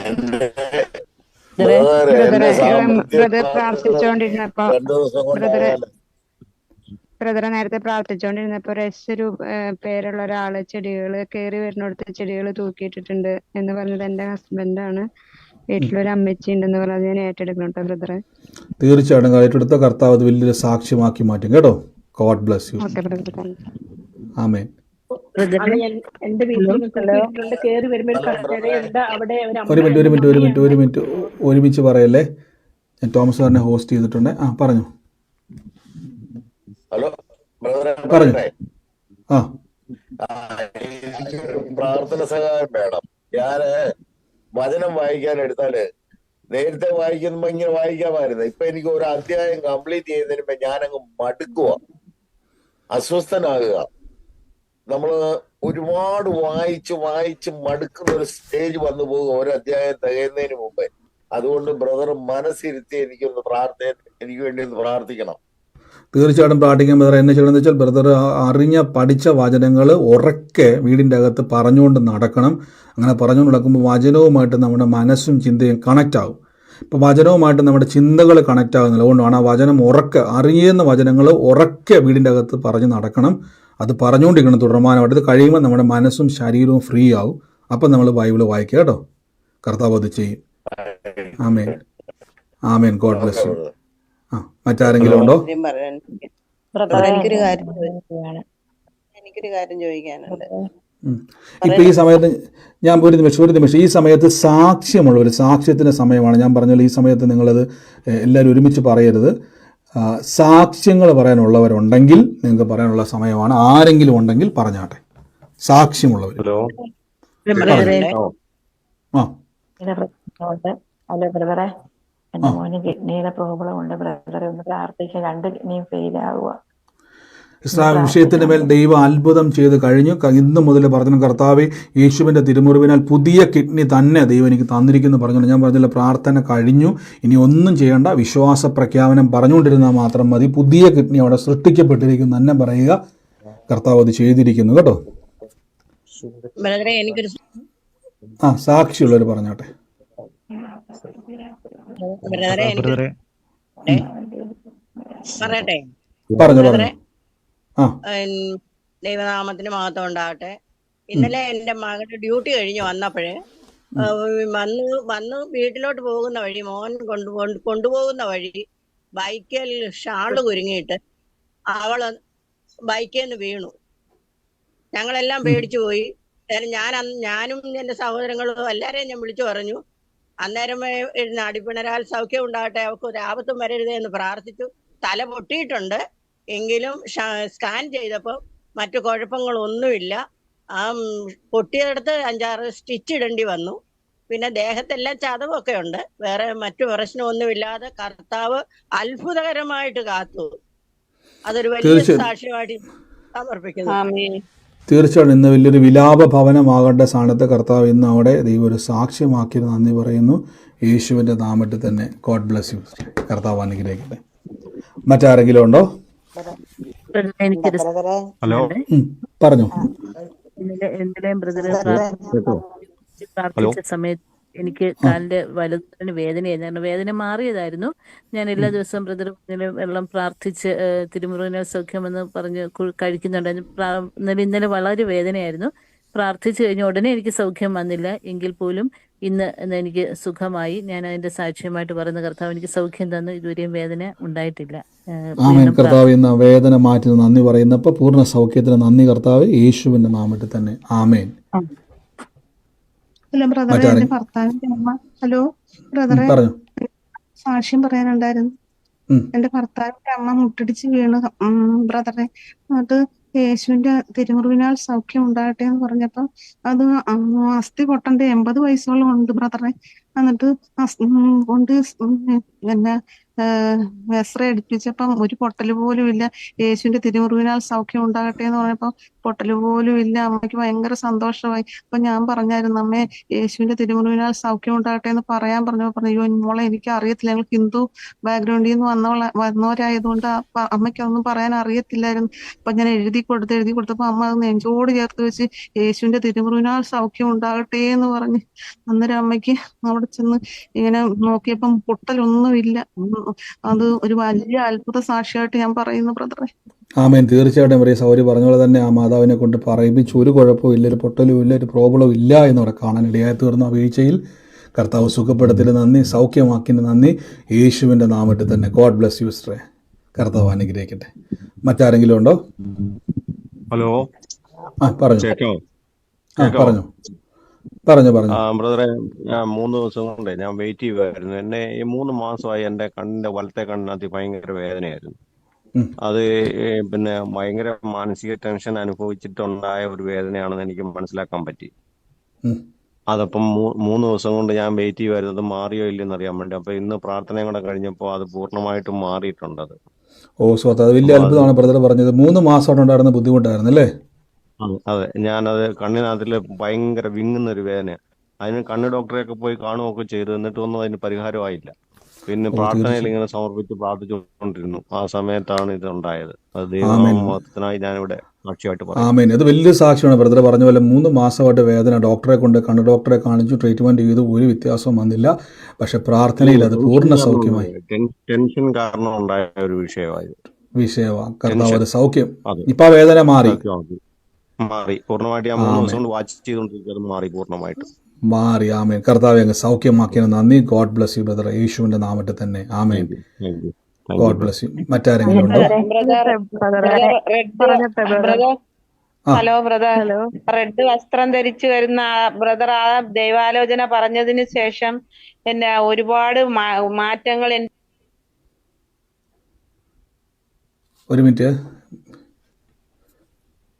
പറഞ്ഞോട്ടെ, എല്ലാരും പറയട്ടെ, മ്യൂട്ട് മാറ്റിയാട്ടെ. ഹലോ ബ്രദർ, പറഞ്ഞോട്ടെ. ഹലോ, മകളുടെ ഭർത്താവിന്റെ സഹോദരിയുടെ വിവാഹത്തിന് പങ്കെടുക്കാൻ പറ്റാത്ത അവസ്ഥയിലായിരുന്നു സാഹചര്യങ്ങൾ. ദൈവം അതെല്ലാം അനുകൂലമാക്കി തന്നു ബ്രദർ. പിന്നെ എല്ലാം ബ്രദർ അന്ന് ആലോചന പറഞ്ഞതുപോലെ എല്ലാം നല്ല രീതിയിൽ നടന്നുകൊണ്ടിരിക്കുന്നു. തീർച്ചയായിട്ടും കർത്താവ് അത് അത്ഭുതം ചെയ്തതിന് നന്ദി പറയുന്നു. യേശുവിന്റെ നാമത്തിൽ തന്നെ. ഗോഡ് ബ്ലസ് യു സിസ്റ്ററെ. ആമേൻ. ബ്രദറെ ബ്രദറെ കഴിഞ്ഞ പറഞ്ഞോട്ടെ. മാസം ഹലോ പറഞ്ഞു. ബ്രദറിലെ എന്റെ വീട്ടിലും ഇങ്ങനെ പിന്നെ ചെടി തൂക്കിയിട്ടിട്ടുണ്ട്. പിന്നെ ഒരു അമ്മയെ കാണുന്നില്ല. അമ്മ ഇരിക്കുന്ന അമ്മയെ മരിച്ചിട്ട് ഇന്ന് ഒരു എസ് എന്ന് പേരുള്ളയാണ് എന്റെ അമ്മ. ഇന്ന് 1 വർഷം തികഞ്ഞു ബ്രദറെ. പിന്നെ എന്റെ ഹസ്ബൻഡിന്റെ പേര് എസ് തുടങ്ങുന്നതാണ്. അപ്പോഴും ഞങ്ങൾ വളരെ ബുദ്ധിമുട്ടും പ്രയാസത്തിലും ഈ പറഞ്ഞ സങ്കടങ്ങളെല്ലാം ഉണ്ട്. ഞാൻ ഏറ്റെടുക്കുന്നു. പിന്നെ ഒരു കാര്യം കൂടെ പറഞ്ഞത്, ഈ കുന്നുപോലെ ഇരിക്കുന്ന അത് ഒരു 25 കുറച്ച് സ്ഥലം ഇങ്ങനെ നല്ല നിരപ്പായിട്ടതും പിന്നെ കുന്നാണ്. കുന്നിന്റെ സൈഡിലുള്ള ആ സ്ഥലമാണ്. അങ്ങനെ അത് ഞങ്ങൾ 2016 മുതൽ വിൽക്കാൻ ശ്രമിക്കുകയാണ്. അപ്പോഴും പാസ്റ്റർ പറഞ്ഞ ഈ സംഭവങ്ങളെല്ലാം അവിടെ ചെയ്യുന്നുണ്ട് ആളുകൾ ഞങ്ങളെ വിൽക്കാതിരിക്കാൻ വേണ്ടി. സിസ്റ്റർ അത് ഏറ്റെടുത്തോണം കർത്താവ് അത് സാക്ഷ്യമാക്കി മാറ്റും കേട്ടോ. കർത്താവ് അത് സാക്ഷ്യം പറഞ്ഞു. കഴിഞ്ഞ മാസം ഒക്ടോബർ മാസം എനിക്കൊരു ദൂത് തന്നായിരുന്നു. ഒരു ഓട്ടോറിക്ഷ കിടക്കുന്ന ഭവനോന്നൻ രാജേഷ് എന്ന് പറഞ്ഞ വ്യക്തിയും ഫസ്റ്റ് ഓർക്കുന്നുണ്ടോ? ഒരു ഓട്ടോയുടെ സൈഡിൽ മരം നിപ്പുണ്ടെന്ന് നോക്കി. അപ്പൊ ഞാൻ എന്റെ ഹസ്ബൻഡ് രാജേഷ്, എനിക്ക് ആരാധനയ്ക്ക് സ്വാതന്ത്ര്യം ഇല്ലായിരുന്നു. അപ്പൊ അതിന് ആ ദൂത് കിട്ടിയതിന് ശേഷം ഞാനിപ്പം 5 മാസമായിട്ട് ഇപ്പം 5 ആഴ്ചയായിട്ട് ആരാധനയ്ക്ക് പോയി തുടങ്ങി. പുള്ളിയൊന്നും പറയുന്നില്ല. ആമേൻ. തീർച്ചയായിട്ടും അത് വലിയൊരു സ്വാതന്ത്ര്യം കർത്താവ് കൊടുത്തല്ലോ. അത് വലിയൊരു ഡെലിവറൻസ് തന്നെയാണ് ദൈവം കൊടുത്തത്. ആരാധന സ്വാതന്ത്ര്യമില്ലായിരുന്നു. ദൈവം ആത്മാവ് ഇടപെട്ട ആ വ്യക്തിയെ തുടർന്നുള്ളത് കർത്താവ് കൊടുത്ത വലിയ മാറ്റത്തിന് നന്ദി. യേശുവിന്റെ നാമത്തിൽ തന്നെ. God bless you sister. Hello ബ്രദറെ,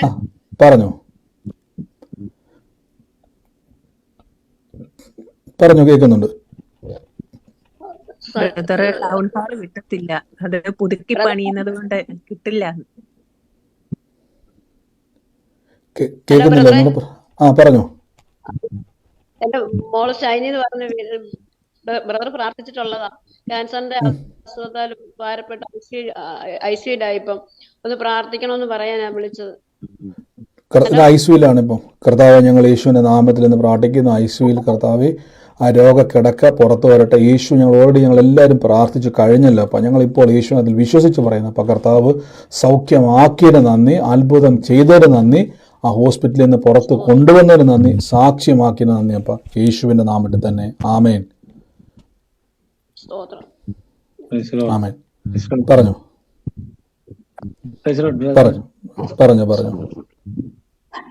എനിക്ക് ഇന്നലെ ബ്രദർ പറഞ്ഞപ്പം വേദനയുള്ള ഭാഗത്ത് കൈവെക്കാൻ പറഞ്ഞപ്പം ഞാൻ കൈവച്ചു പ്രാർത്ഥിച്ചു. അപ്പം ഈ ഒരു 25 വർഷം കൊണ്ടുള്ള ഈ ലെഫ്റ്റ് സൈഡ് നടുവേദനയ്ക്ക് 25 വർഷം കൊണ്ടുള്ള വേദനയായിരുന്നു തുടങ്ങിയിട്ട്. അതെനിക്ക് സൗഖ്യം കിട്ടിയത് 25 വർഷമായിട്ടുള്ള നടുവേദനയായിരുന്നു അല്ലേ? 25 വർഷമായിട്ട് എനിക്ക് വലിയ ബുദ്ധിമുട്ടിലായിരുന്ന സംഭവമായിരുന്നു. ഓ സ്വതന്ത്രം. കർത്താവ് ഒരു സൗഖ്യമാക്കിയല്ലേ? വിടുതൽ കിട്ടി എനിക്ക്. ഓമേൻ. ബ്രദർ എവിടുന്നാ വിളിക്കുന്നത്? ഏത് സ്ഥലത്തുനിന്നാ? ഞാൻ മംഗളൂരിൽ നിന്നാണ്. മംഗലാപുരം. 25 വർഷമായിട്ട് പറഞ്ഞില്ല. 25 വർഷമായിട്ട് ബ്രദറിന്റെ നടുവേദന ഇപ്പൊ പൂർണ്ണമായിട്ട് മാറിയത്?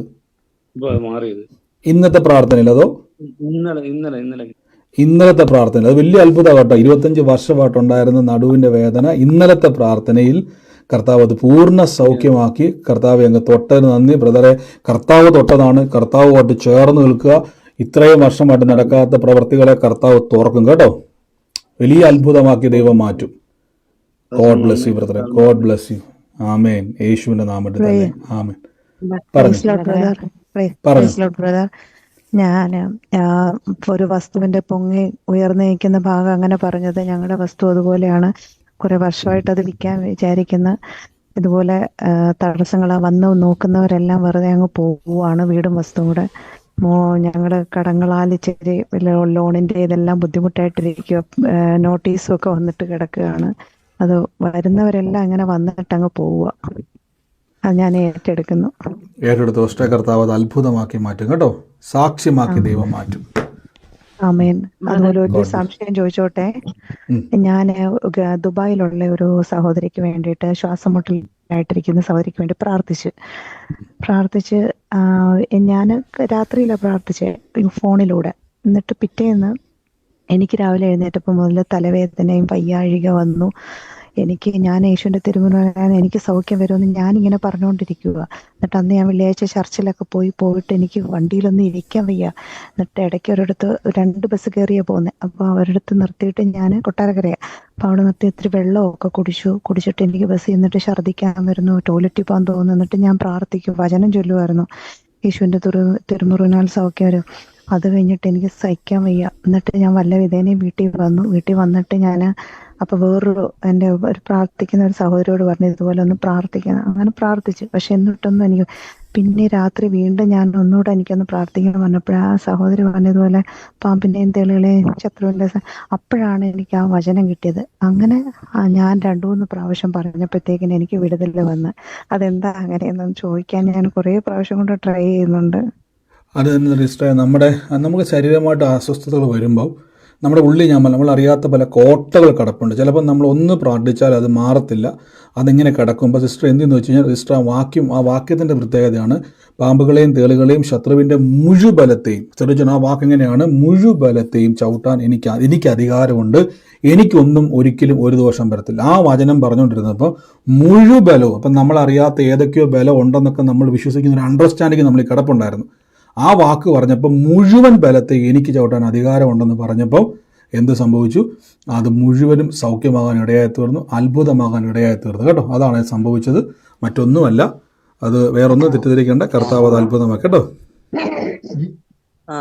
ബ്രദറെ, എനിക്കൊരു സംശയം ചോദിക്കാനുണ്ട് ബ്രദറെ. ബ്രദറെ, നമ്മള് രോഗിയാ, അപ്പൊ നമ്മള് വേറൊരാൾക്ക് വേണ്ടി പ്രാർത്ഥിക്കുമ്പോ, നമ്മള് രോഗിയായിരിക്കുമ്പോ നമ്മള് പ്രാർത്ഥിക്കുമ്പോ അവർക്കത് ഫലിക്കുവോ? തീർച്ചയായിട്ടും. നമ്മളുമായിട്ട് ഒരു ബന്ധവുമില്ല, യേശുവായിട്ടാണ് ബന്ധം. നമ്മൾ ആർക്ക് വേണ്ടി യേശുവിൻ്റെ നാമം ഉപയോഗിക്കുന്നു, അവിടെ നമ്മൾ എന്ന വ്യക്തി വിഷയമല്ല. ആ വ്യക്തിക്ക് യേശുവിനെ പരിചയപ്പെടുത്താൻ ഒരു മുഖാന്തരം, അത്രയേ ഉള്ളൂ. നമ്മുടെ ഒരു വിഷയം നമ്മൾ പ്രാർത്ഥിക്കണം. അത് കർത്താവിൻ്റെ തിരുമുടിക്ക് സൗഖ്യമുണ്ട്, നമ്മൾ അനേകർക്ക് വേണ്ടി പ്രാർത്ഥിച്ചുകൊണ്ടിരിക്കണം കേട്ടോ. ഒരു സെക്കൻഡ്, 1 മിനിറ്റ്. സാക്ഷ്യം പറയാനുള്ളവർ വേഗത്തിൽ പറഞ്ഞാട്ടെ. ദൈവനാമത്തിന് മഹത്വം ഉണ്ടാകട്ടെ ബ്രദർ. എൻ്റെ ഒരു സുഹൃത്ത് 2-3 ആക്സിഡന്റ് ആയിട്ട് പല വർഷങ്ങളായിട്ട് അങ്ങനെ ഓപ്പറേഷനൊക്കെ ചെയ്ത് ഓടിച്ചാടിയൊക്കെ നടന്നു. ഒരു 3 മാസമായിട്ട് തീരെ കിടപ്പാണ്. 2 കാലും നടക്കാൻ പറ്റുന്നില്ല, എണീറ്റ് ഇരിക്കാനും പറ്റുന്നില്ല. ഞാൻ ഈ ഓഗസ്റ്റ് മാസമാണ് ബ്രദറുടെ ഗ്രൂപ്പിൽ കയറിയത്. അപ്പൊ ഞാൻ ഫോണിലൂടെ അവർക്ക് 3 ടേമായിട്ട് പ്രാർത്ഥിച്ചു കൊടുത്തു. ആദ്യത്തെ ടേമിൽ അവർ പറഞ്ഞു എന്റെ 2 കാലും ഭയങ്കരമായിട്ട് തരിപ്പ് വരുന്നുണ്ട്, എന്തോ ഒന്ന് തൊടന പോലെ ഉണ്ട് പറഞ്ഞു.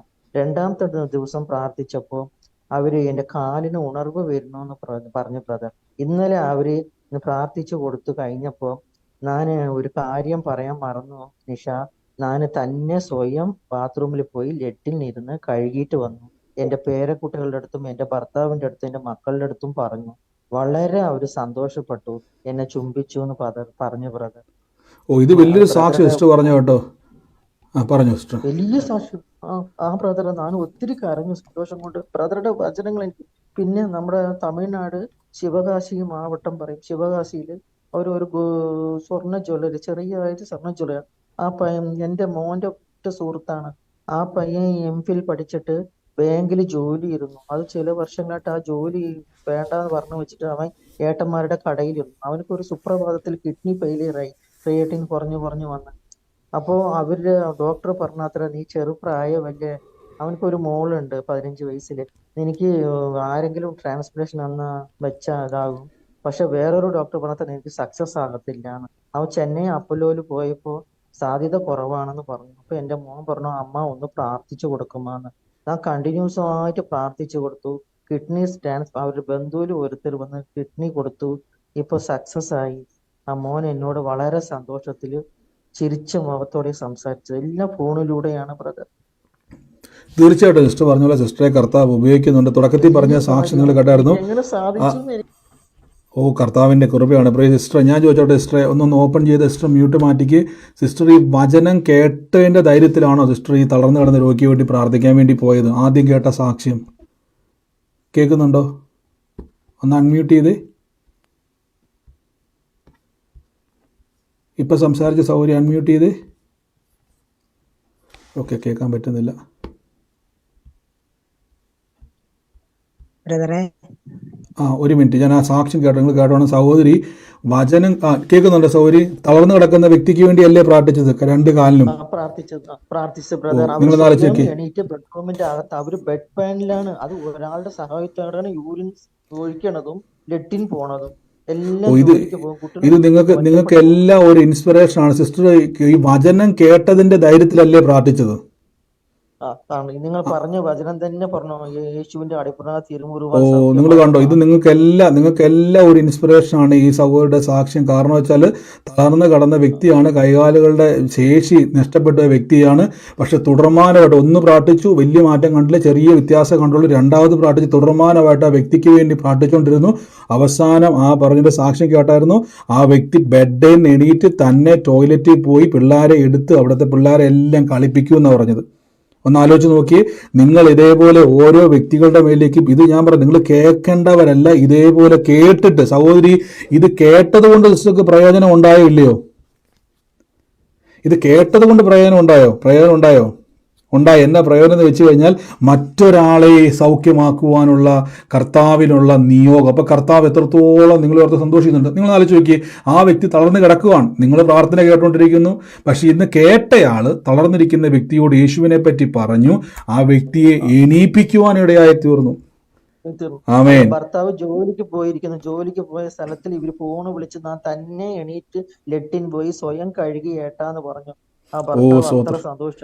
അപ്പൊ സിസ്റ്ററെ ഇനിയും ഉണ്ടല്ലോ, ഇനി ഇതേപോലെ അനേകർക്ക് വേണ്ടി പ്രാർത്ഥിക്കണം. ഞാൻ നിങ്ങളോട് എല്ലാവരും പറയണം, ഇത് സഹോദരി ഞാൻ ഈ സാക്ഷ്യം നാളെ ചിലപ്പോൾ ഒന്നുകൂടെ റിപ്പീറ്റ് ചെയ്ത് കേൾപ്പിക്കും, ചിലപ്പോൾ ഒന്ന് ചോദിക്കും. റെഡി ആയിക്കോണം. കാര്യം നമ്മൾ ഈ ദിവസങ്ങളിൽ അനേകർക്ക് ഇതൊരു ബലമാണ്. നിങ്ങൾ അനേകരെ വിസിറ്റ് ചെയ്യണം. ഒരു തവണ പ്രാർത്ഥിച്ചിട്ട് സൗഖ്യം കണ്ടില്ലെങ്കിൽ വിട്ടുകൊടുക്കരുത്. കണ്ടോ, അതെനിക്ക് വലിയ ഇഷ്ടപ്പെട്ട സഹോദരി. ആദ്യം പ്രാർത്ഥിച്ച് ഒരു വ്യത്യാസം, ചെറിയ തരിപ്പ് പോലൊക്കെ തോന്നി, അത് നിർത്തിയില്ല, തുടർമാനമായിട്ട് ഫോണിലൂടെ അവരോട് പറഞ്ഞുകൊണ്ടിരുന്നു. അവസാനം സാക്ഷ്യം കേട്ടു. ഞാൻ ചോദിച്ചിട്ട് ഒന്ന് പ്രാർത്ഥിച്ച് നിർത്തിയിരുന്നെങ്കിൽ കാണാൻ പറ്റുമായിരുന്നു? ഇല്ല. രണ്ട് പ്രാർത്ഥിച്ച് നിർത്തിയിരുന്നെങ്കിൽ കാണാൻ പറ്റുന്നത് ഇല്ല. പിന്നെയും പ്രാർത്ഥിച്ചു. ആ വ്യക്തി എണീറ്റ് വന്നു, ഇന്ന് പറഞ്ഞു സൗഖ്യമായിരിക്കുന്നു. യേശു എത്രത്തോളം സന്തോഷിക്കുന്നുണ്ടെന്ന് അറിയാവോ?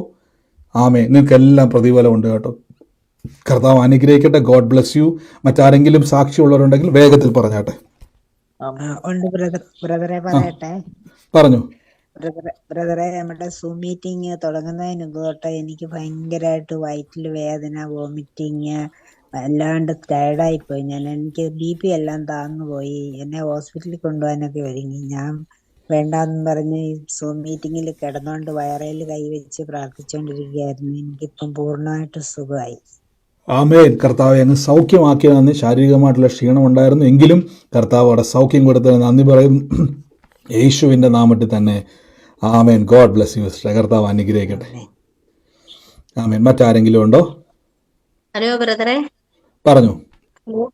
കതറിന്റെ പുറകെ പായലിട്ട് പ്രാർത്ഥിക്കുമെന്ന് പറഞ്ഞില്ലേ ബ്രദറെ? അത് ഞാൻ ഏറ്റെടുക്കുന്നു. ഇന്ന് എന്റെ തീർച്ചയായിട്ടും മിസ്റ്റർ ഏറ്റെടുത്തു. കർത്താവ് അത് വലിയ സാക്ഷ്യമാക്കി മാറ്റാൻ ഇടയായി തീരും കേട്ടോ.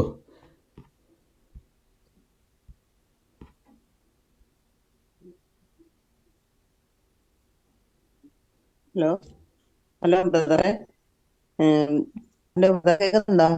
പറഞ്ഞു. ഹലോ പറഞ്ഞു. കേൾക്കുന്നുണ്ട്. പറഞ്ഞു. മുറിഞ്ഞു പോവാണ്. ഇപ്പൊ കേൾക്കുന്നുണ്ടോ? ഹലോ, ഇപ്പൊ കേൾക്കുന്നുണ്ടോ?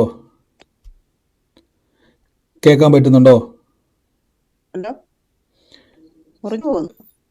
സിസ്റ്റർ ഇപ്പൊ കേൾക്കാവോ?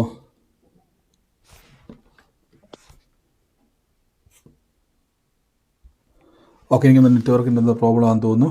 ഓക്കെ, തൽക്കാലം ഞാൻ നമ്മുടെ പ്രാർത്ഥനകളെയൊക്കെ ഒന്ന് സ്റ്റോപ്പ് ചെയ്യുകയാണ്. മുന്നോട്ട് എനിക്ക് സാക്ഷ്യമുണ്ട്. നിങ്ങൾക്ക് പറയാൻ കഴിയാത്തവരുണ്ടെങ്കിൽ വേഗത്തിൽ നിങ്ങൾ വോയിസ് റെക്കോർഡുകൾ അയച്ചു കൊടുക്കുക. നിങ്ങൾക്ക് എത്ര പേരെന്നല്ല അയച്ചത് എനിക്കറിയത്തില്ല. നിങ്ങൾ പറയാൻ പറ്റാത്തവർ വോയിസ് റെക്കോർഡുകളായിട്ടുള്ള ഈ നമ്പറുകളിലേക്ക് നിങ്ങളുടെ സാക്ഷ്യങ്ങൾ നിങ്ങൾക്ക് അയച്ചു കൊടുക്കാം. വോയിസ് റെക്കോർഡായിട്ട് ക്ലിയർ ആയിട്ട് ഇവിടെ കേൾപ്പിക്കുന്നതായിരിക്കും. പറയുന്നത് പറയാൻ പറ്റിയില്ലെങ്കിൽ, അവസരം കിട്ടിയില്ല, ഇല്ലാത്തവർ പറയണം. നേരിട്ട് തന്നെ പറയുന്നതാണ് ഏറ്റവും അനുഗ്രഹം. എങ്കിൽ പോലും കഴിഞ്ഞില്ലെങ്കിൽ ഈ നമ്പറുകളിലേക്ക് നിങ്ങൾക്ക് വാട്സാപ്പിലേക്ക് വോയിസ് റെക്കോർഡുകൾ അയച്ചു കൊടുക്കാം. കർത്താവ് നിങ്ങളെ അനുഗ്രഹിക്കട്ടെ. ഞാൻ ഈ ദിവസങ്ങളിൽ പറയുന്നത് പോലെ നാളെ നമ്മുടെ പ്രാർത്ഥന ഞാനത് നിങ്ങൾക്ക് തരും. ചിലപ്പം ശനിയാഴ്ച നാളെ 8:30 ആരംഭിച്ചിരിക്കും. ഉണ്ടെങ്കിൽ അങ്ങനെ എന്തെങ്കിലും വ്യത്യാസം ഉണ്ടെങ്കിൽ, മാറ്റം ഉണ്ടെങ്കിൽ ഞാനത് മെസ്സേജ് ഇടും ഗ്രൂപ്പിലേക്ക്. നിങ്ങളത് ശ്രദ്ധിച്ചോണം. ഗ്രൂപ്പിലെ മെസ്സേജ് രാവിലെ മുതൽ നോക്കിക്കോണം. വന്നിട്ടില്ലെങ്കിൽ നമ്മുടെ പഴയ സമയം തന്നെയാണ്. കർത്താവ് നിങ്ങളെ അനുഗ്രഹിക്കും. നിങ്ങൾക്ക് ചോദ്യങ്ങൾ ചോദിക്കുക. നിങ്ങൾക്ക് എന്തെങ്കിലും ഡൗട്ടുകൾ ഉണ്ടെങ്കിൽ, വചനം കേട്ടതിലോ ഏതെങ്കിലും ഉപദേശ സംബന്ധമായിട്ടുള്ള സംശയങ്ങളൊക്കെ ഉണ്ടെങ്കിൽ നമ്മളത് ഡിസ്കസ് ചെയ്യുന്നതായിരിക്കും. നമ്മുടെ മീറ്റിങ്ങുകളെ പറ്റിയൊക്കെയുള്ള കാര്യങ്ങളൊക്കെ നാളെ. കർത്താവ് അനുഗ്രഹിക്കട്ടെ. നമുക്ക് ഒരുമിച്ച് വിശ്വാസ പ്രഖ്യാപനങ്ങളെ ഏറ്റുപറഞ്ഞ് പ്രാർത്ഥിക്കും. ഈ സമയത്ത് മൈക്കുകളൊക്കെ മ്യൂട്ട് ചെയ്ത് നിങ്ങൾ ആയിരിക്കുന്ന സ്ഥലത്തിരുന്നുകൊണ്ട് കർത്താവെ എനിക്ക് തന്നതിന് നന്ദി പറഞ്ഞിട്ട് ലൈവിൽ ഞാൻ മീറ്റിംഗ് സ്റ്റോപ്പ് ചെയ്യുന്നു. നിങ്ങളുടെ സാക്ഷ്യങ്ങൾ യൂട്യൂബിൽ കേൾക്കുന്നുണ്ട്. ഞാൻ പറഞ്ഞു, നിങ്ങൾ എനിക്ക് താഴേക്ക് കമൻറ്റുകളായിട്ട് സാക്ഷ്യം ഞാൻ ചിലത് കാണാനിടയത്ത് അങ്ങനെ അയക്കരുതേ. നിങ്ങൾ നിസ്സാരമായിട്ട് നിങ്ങൾക്ക് തരുന്ന ദൈവസൗഖ്യത്തെ കാണരുത്. മറ്റുള്ളവരുടെ മുമ്പിൽ ആ സാക്ഷ്യത്തെ നിങ്ങൾ ഉയർത്തണം. ഒരു സാക്ഷി മറ്റൊരു സാക്ഷിയെ ഉളവാക്കുന്ന യേശു നിങ്ങൾക്ക് അത്ഭുതം ചെയ്തത് നിങ്ങൾ അനേകർക്ക് സാക്ഷിയാകാൻ വേണ്ടിയാണ്. അതുകൊണ്ട് സാക്ഷ്യങ്ങൾ വെറുതെ ഒരു കമൻറ്റ് പോലെ ഇടാം, എനിക്കത് മാറി എന്നിടാതെ, എനിക്ക് ഒത്തിരി അത്ഭുതം ചെയ്തു എന്നിടാതെ വ്യക്തമായി എഴുതണം. ഞാൻ പറഞ്ഞല്ലോ, അനേകർക്ക് ഇത് കേൾക്കുമ്പോൾ യേശുവിൽ വിശ്വസിക്കാൻ ഇടയായിത്തീരും. God bless U. കർത്താവ് അനുഗ്രഹിക്കട്ടെ. നമുക്ക് ഒരുമിച്ച് വിശ്വാസ പ്രഖ്യാപനങ്ങൾ